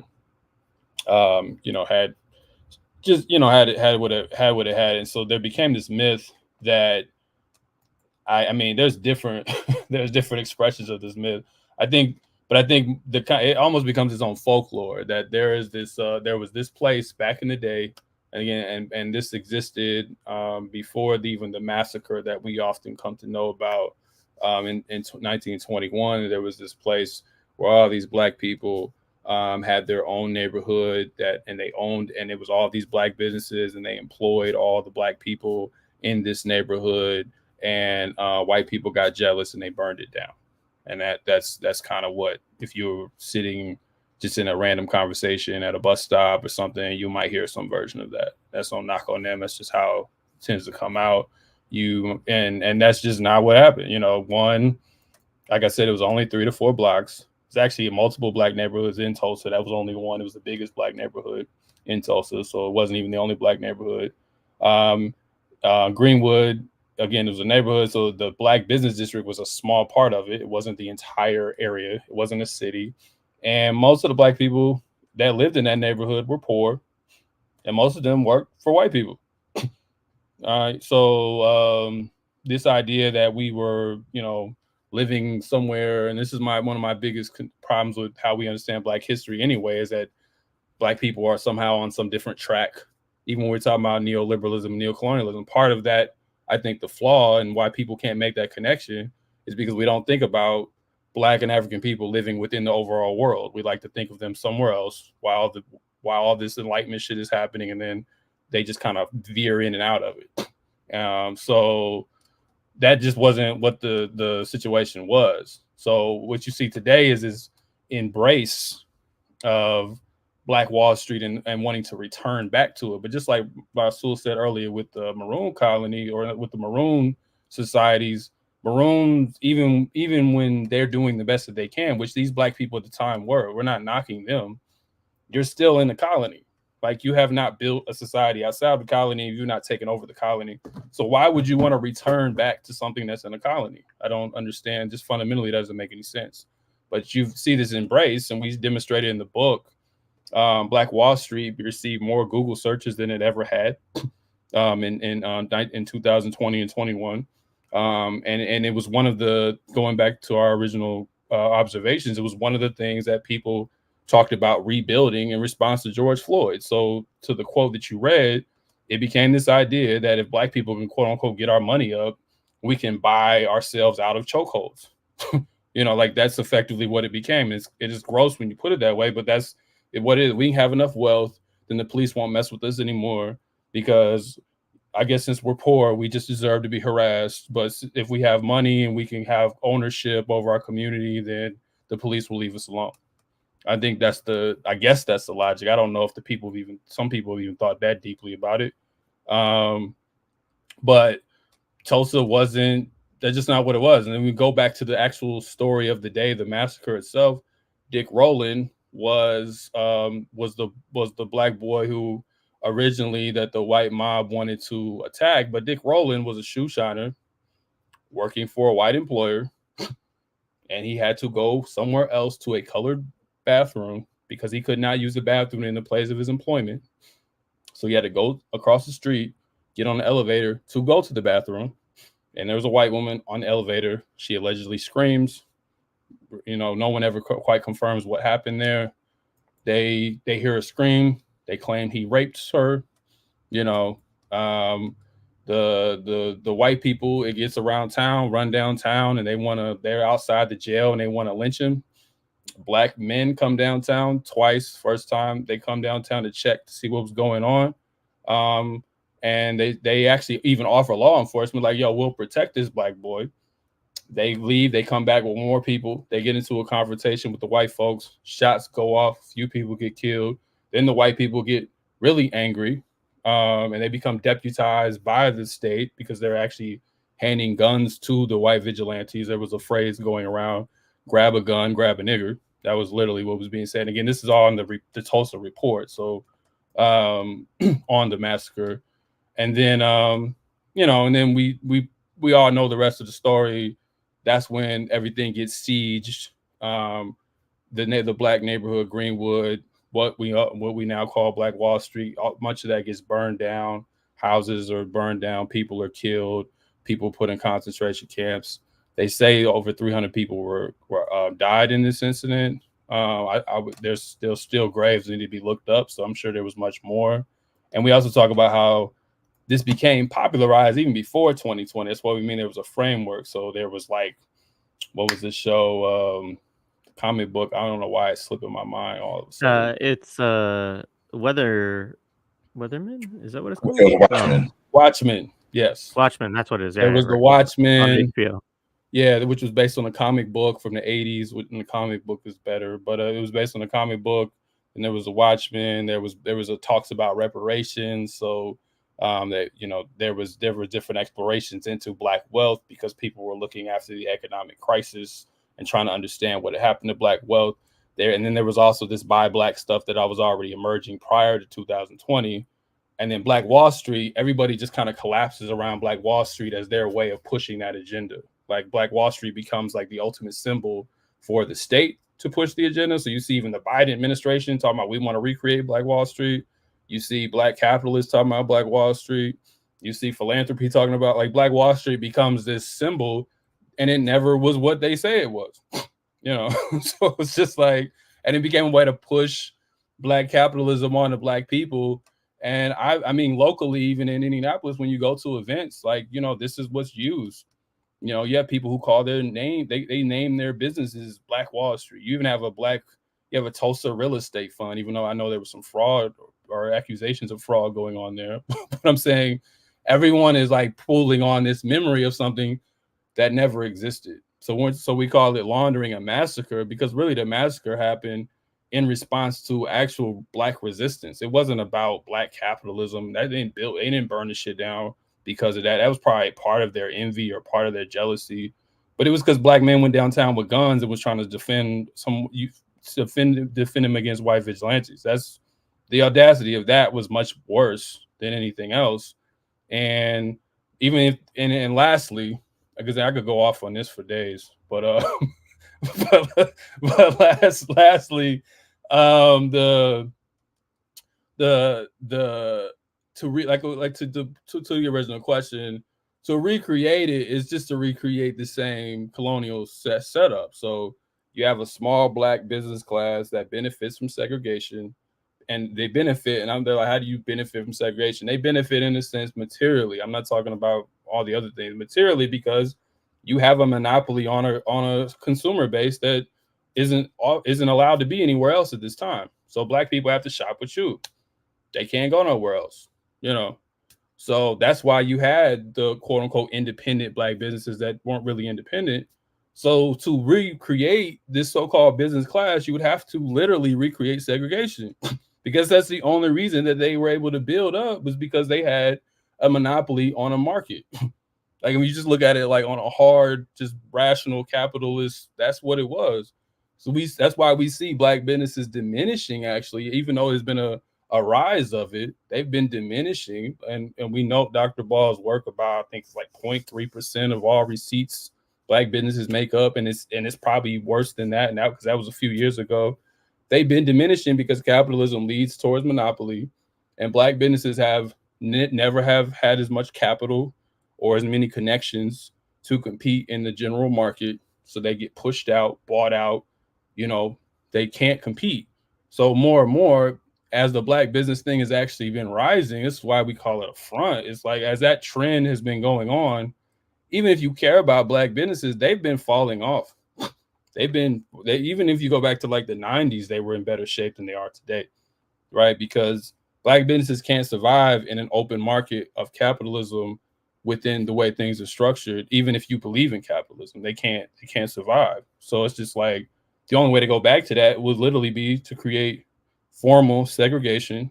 Black people can only shop here. And that's the only way you would really have the consumer base that they even had, and they didn't even have much of one themselves. So yeah, sorry, that one always gets under my skin, probably more than anything else. But yeah. No. I mean, if I could just also chime in with some, just additional, particular points too, is, when I heard that episode, on Black myths, still today is one of my favorite, even though it's not one of the most viewed, unfortunately, and we don't need to speak to what is the most viewed at all. But I think some other particular points to also process, in general is, if I think that report that came out 10 years afterwards from the Race Commission in Tulsa, recognized that, what was it, up to like 88% of the population in Greenwood District was living in subsistence. 95. So 95. Okay. Yeah. So 95. So that meant then that the Black middle class that maybe owned the property, in that area, were slumlords, right? So there's a relationship dynamic that also, isn't sort of recognized, that then plays out in the recall of the actual event. So when you have eyewitness testimony, you see very distinctive differences between those people who were engaged in the sort of armed resistance of Dick Rowland and other people who were sitting in their business, trying to save their business or fleeing from their business. So, for example, the only reason why we have this sort of notion of a plane is because this one guy who's staying at a hotel, was inside a hotel, who owned the business that was across the street and was fearful of that business being burned down, but then also trying to get out the hotel before the hotel gets burned down, makes mention of, in this, testimony, that I heard some planes, and are they launching planes at us too?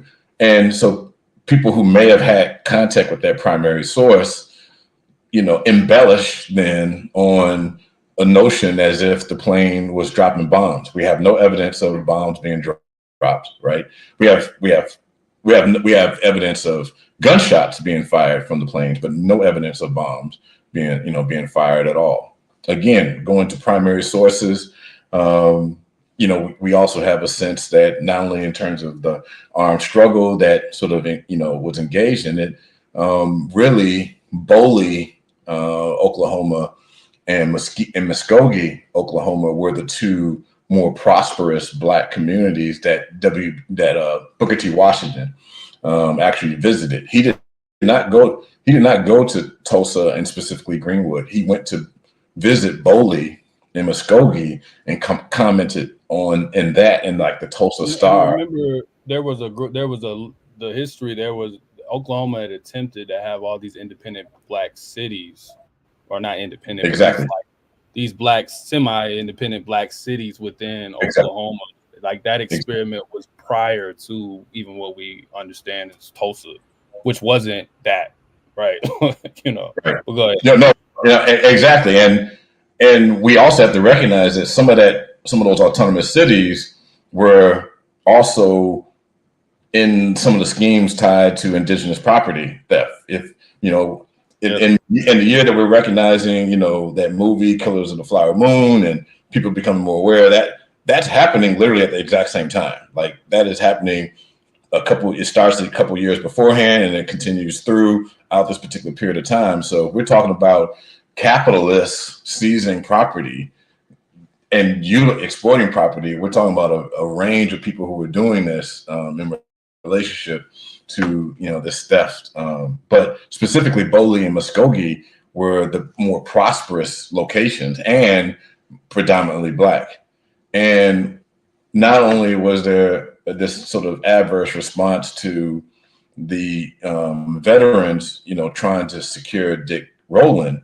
And of course, there's a long drawn out firefight that begins to die out probably around 1 to 2 a.m. The white populace in Tulsa hears of a rumor that Black people from Boley and Muskogee, who have influence, so they can pay for people's guns and so forth, are driving up to come and help defend Greenwood. And then that then creates a second round and a more vicious round of an attack. So again, there's no evidence of narratives of envy as a sort of reaction. It is completely a reaction to, one, the first initial actual armed resistance, and the second, rumor of continued armed resistance. So they were thinking that Black people from Boley and Muskogee were about to come up there. And that's another, that there was going to be like this ambush. But it kind of goes to what's probably going to be some of the last question, but just how when we talk, people get focused on the Black Rage part in the terms of maybe what loosely co-optation, watering down, but it's also the fear of Black Rage on the other side can be used to marshal the white vigilantes, to marshal the white population, the fear, the boogeyman, because Black Rage is also a boogeyman. So it doesn't even matter what we technically did. It's just the idea that there's all these Black folks running, like that can bring about, that's a moral panic, as Stuart Hall talks about, that also can engender. And it was at a time when there was robbery going on, even amongst the white population. There was a quote unquote rise of crime. There was diminishing profits in the oil fields, because that's what Tulsa primarily made its money off of, was oil, and Black people worked in the service economy to those workers. So it's like Russell, you talk about with lynching. It's interesting that these things tend to always happen where there's an economic downturn or something of that nature, and then this moral panic over Black rage, comes about. Yeah, and the Klan is not even formed yet in Not yet. Oklahoma. Yeah. It forms afterwards, right? So this is not even an organized response from a white organization. I mean, it's so. I mean, again, if people just want to look at the primary sources, they're not hard to sort of find, but I mean, they just spill out so much stuff that is obscured because of the myth and the narrative. I mean, for example, Dick Rowland's attorney completely flips politics, buys the sort of Black convention hall, and converts it into, a completely white nationalist space for the Klan, a year later, I mean, and he's the attorney for Dick Rowland, right? You can't make this stuff up, right? And, and additionally, I mean, all these years, I mean, we can lump, I forgot her name, but the narrative of this white secretary into sort of, the things that white women do. She never filed a police report. Like, so there's that dynamic where, it was almost in a sense, something else, that again, there's this reaction clearly to this armed resistance and a desire to suppress, and manage a Black population that was clearly present. It's all within that. But again, it's been co-opted in so many different ways. It exists worldwide now. So Black Wall Street is a term that's used for Black excellence.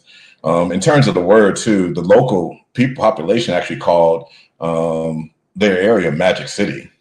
So that's the only evidence that we have of a nickname, right? Even the Negro Wall Street point of Booker T. Washington, that's apocrypha. There's no evidence that we could find whatsoever of him even saying Negro Wall Street, much less Black Wall Street.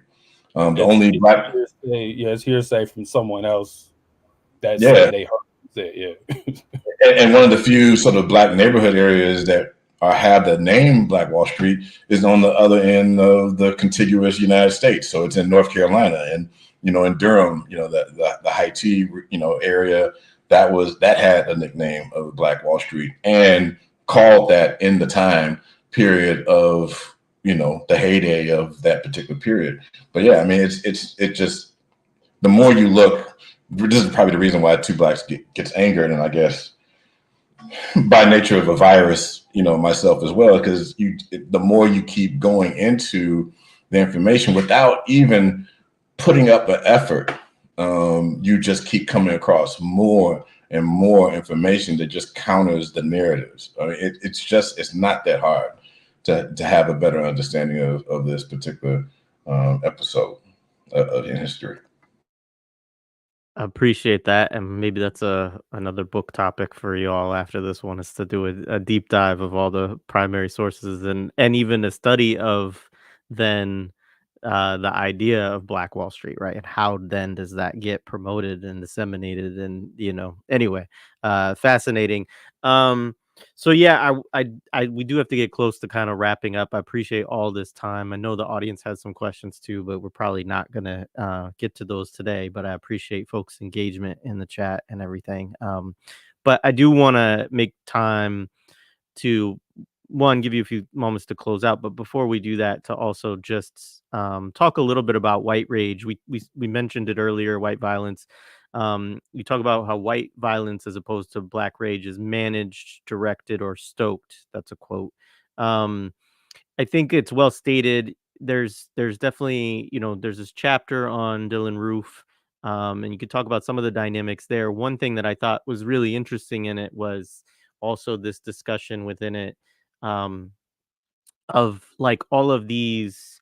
It's similar to what you talked about earlier of, there'll be these, these sites of lynching, these sites of violence, that, and then, you may get memorials or museums or, some kind of, um, you know, yeah, some sort of way to historically mark it and to supposedly teach people something about it without any kind of, as you mentioned before, there's no reparation that happens. There's no, restorative justice approach, but you get this symbol or this, quote unquote educational project kind of associated with it. And that part was really interesting too, in the way you kind of examine that in relation to roof and the kind of questions that leaves you with. Yeah, so yeah, the Dylan roof. I mean, it's a product of a whole nother I guess frustrating sort of history of publication. It was actually some pieces of it were denied publication in other outlets or whatever else, and Too Black in the kind coldness of his heart, allowed it to have a place within Laundering Black Rage. But we also did a good job with trying to situate it in relationship. So, this is not a case of white rage, it's a case of white violence in the sense that,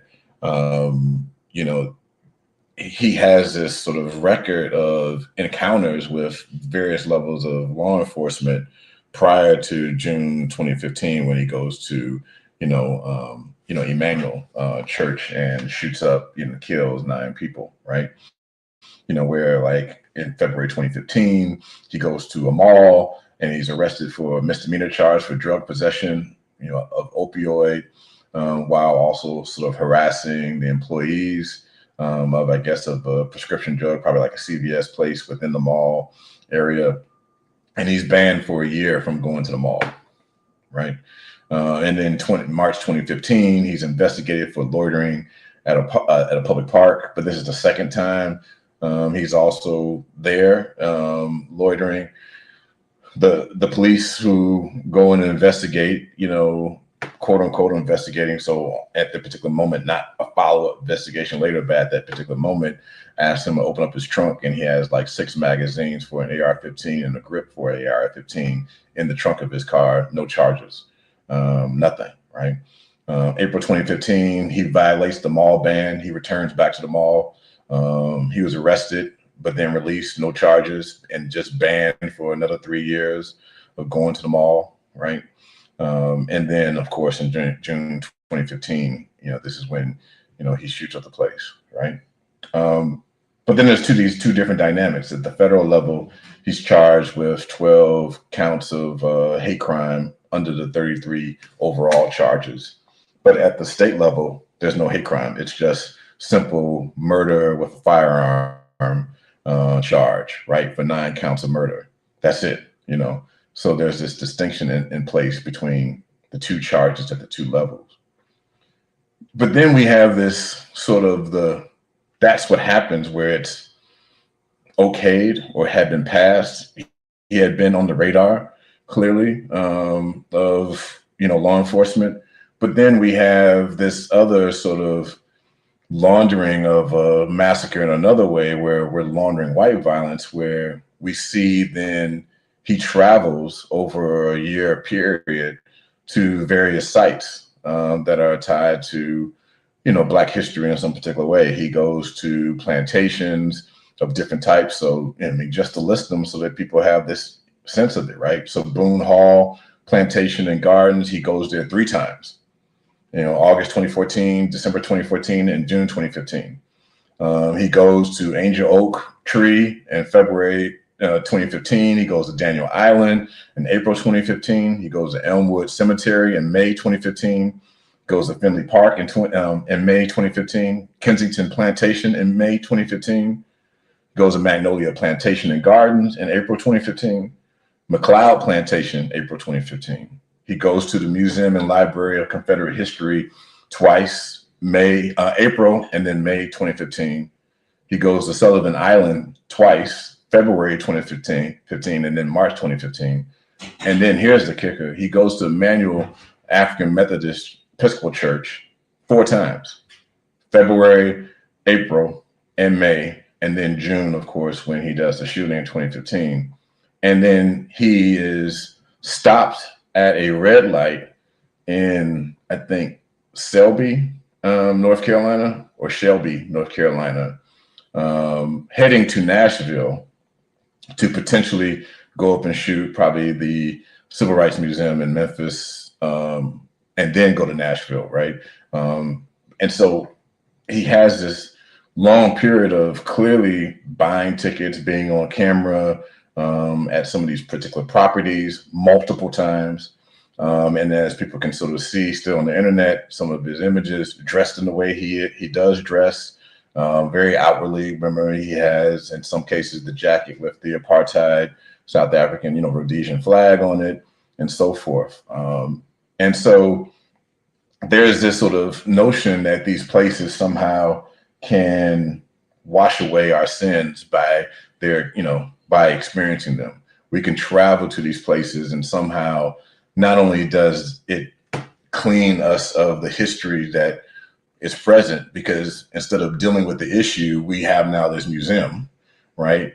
Or this memorial, but also the memorial somehow, just by going to it, we're bathed in the waters of Minnetonka. I don't know what Prince said in the movie, but you know what I'm talking about. But you know what I'm saying? Like, there's that sort of notion, behind this. And so here's all this attention around Charleston. Charleston's tourism then increases over this particular period of time, so much so that nearly not the state of South Carolina, Charleston, 7 million people. It rises to about 7 million people coming to Charleston per year for tourism, bringing in something like $942 million in tourism money.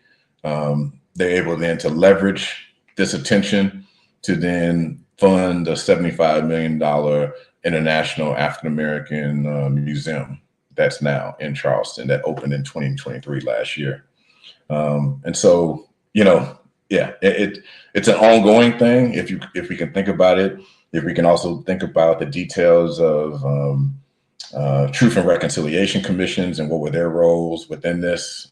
Were they in opposition to this, or were they complicit within this, or were they the actual creators of these alternatives that don't really address the issue that this could still happen, again and again and again, because clearly visitation does not somehow give us a new understanding of the Black experience, but also these places are not secure. The other thing that we also note in the trial is that he admits that he was bored and tired from driving around. So the Emmanuel shooting is just what he settled on, right? The next day was probably going back to Sullivan. It was one of the other two places that he felt was more important, but just didn't feel like doing this anymore, right? And so he was just like, forget it. And then he goes in and does what he does on that day, because he just didn't feel like driving the next day. So that, to me, is an example of white violence, but also the laundering of it, because one, he's still alive, even though he has the death penalty, and given consecutive, life without parole sentences. But the other part is, it's completely washed away, because I guess we now have a museum, right? And I guess now if you go to that church, there's some type of draping to somehow memorialize locations or something like that. And I'm not trying to diminish the work of local people in some particular way, but and how we started this entire sort of discussion, thinking about George Floyd and the issue, staying on the issue. The issue is, in this case, safety from the threat of white vigilantes, white nationalists, white separatists. We clearly did not stay on issue as relates to this, and we completely moved to all these other things, the renaming of streets, the creating of festivals, in this case, the creating of a museum. Yeah, I mean, there's not much more to say about that. I think that What we should do now, though, is just give you all space if there's anything else that you want to say, any other comments. Thank you so much for coming on and having this conversation about your book. I do hope people grab it. It's in the show description actually, and I think it's still on sale. So that's definitely grab it while Routledge is having one of those sales, because it can be more expensive when they're not. But yeah, definitely recommend it. I look forward to watching the other work. I also just shout out, I know you all did a couple of episodes of Black Myths podcast together too, so folks want to delve into more of that. And I mean, I know you've done one previously too, but recently, related to the book and whatnot. So yeah, if there's anything else either of you want to kind of say in closing, the mic is yours. But I really do appreciate you all for the work and for this conversation. I mean, first, thanks for having us on. Thanks always for giving, this essay that became a book, platform. Because honest, we didn't get into it, and we've talked long enough, so we won't get into it. But just getting the book made and the politics of it, and not being, myself, a academic or somebody who works in academia, is always its own hurdle when you want to do intellectual work. It just is what it is. So I definitely appreciate, the people who can see past that, so definitely want to appreciate that. I think I think anything else to be said about the book, I think you should just read it, because we've probably already read half of it by talking about it today. But but I think, yeah, just read the book. I'll send Jared all the code so people can get it, because it's a little pricey, so people can get it 25% off. So you can get it a little cheaper. I'll send you all of that, so it can be in the show notes. And I think, as far as what people can take away, I mean, like we open with talking about Palestine or whatever, and that's not Black Rage. That's its own thing. So I don't want to try to force our book onto that. I hate when other people do that, but I do think, just thinking about when these moments emerge, we're trying to offer a framework and an understanding of oppression. So when we're actually organizing and we're trying to figure out what to do, we can at the very least, avoid some of the mistakes that have been made, or be able to identify certain types of counterinsurgency when you're staring them down, right? And actually be educated about that, so you know how to respond to it. So I know I always appreciate when I can look at a book from a different time, and it can inform not just my kind of intellectual curiosity, but like what to actually do and how to understand what I'm up against. And I need to be clear on that so I can actually figure out what to do. So I think we wanted to write something ultimately that can help you work through whatever you're trying to do if you're serious about the work. So laundering can be applied to different situations. We studied Black Rage, so that's mainly what it's going to be used for. But I just hope that people can, if they really want to figure out what to do, this can be a helpful framework to navigate that. We're not here to gas you up or make you feel good, or offer you some joy or any of that shit. Like, there's enough of those books. You can buy them, and they're much cheaper than our books. So so go ahead. But our goal is to give people a framework to really figure out how they can fight back. So that's all. So thank you everybody that's for listening. I don't read the chat, so I don't know. I'm guessing there's probably about the same amount of people I said were watching VJ the other day or something like that. But but like I can live with that. But 62 people watching VJ, that's just sad. Like everybody should watch that. But anyway, yeah, thank you for having us on, and I hope people can, and if y'all want to bring us to any of your organizations, schools, we're pretty flexible. I will be out in California next month for something with BAP, and we'll be doing more talks coming up here and over the summer. And we'll also be at conferences that we can afford to go to, and that will and so we'll be out here more, so people can hear hear us break this down from different perspectives. Yeah, same. Thank you, Jared. Thank you to millennials are killing capitalism in general. This is not necessarily a trending topic, and not to say that millennials killing capitalism does trending topics, but there are, of course, world affairs that are definitely sort of a part of people's consciousness, and that's what people are sort of tuning into. And so, giving us space to talk about something that is not trending, but it's still important because it's a part of an ongoing condition, right? Is appreciative. And so, we don't take it lightly that you've given us space, especially in these particular moments.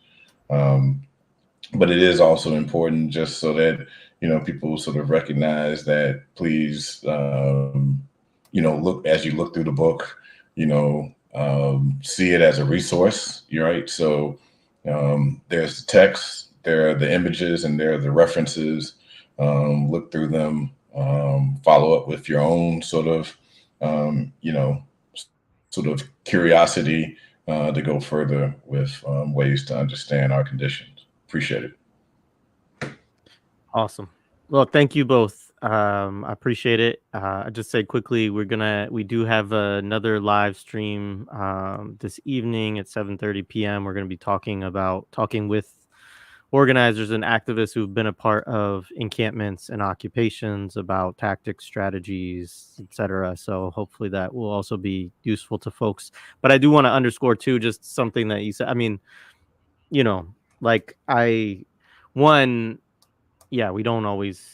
we probably have done more of following what's going on in current events in past months than we usually do as a platform. But I do think that obviously, the Black liberation struggle is not, even if it's in a lull or it's not in the news in the same way that it will be again. And the dynamics that you all are laying out are not something that's going away. And you're also looking at it through a really long durée kind of view.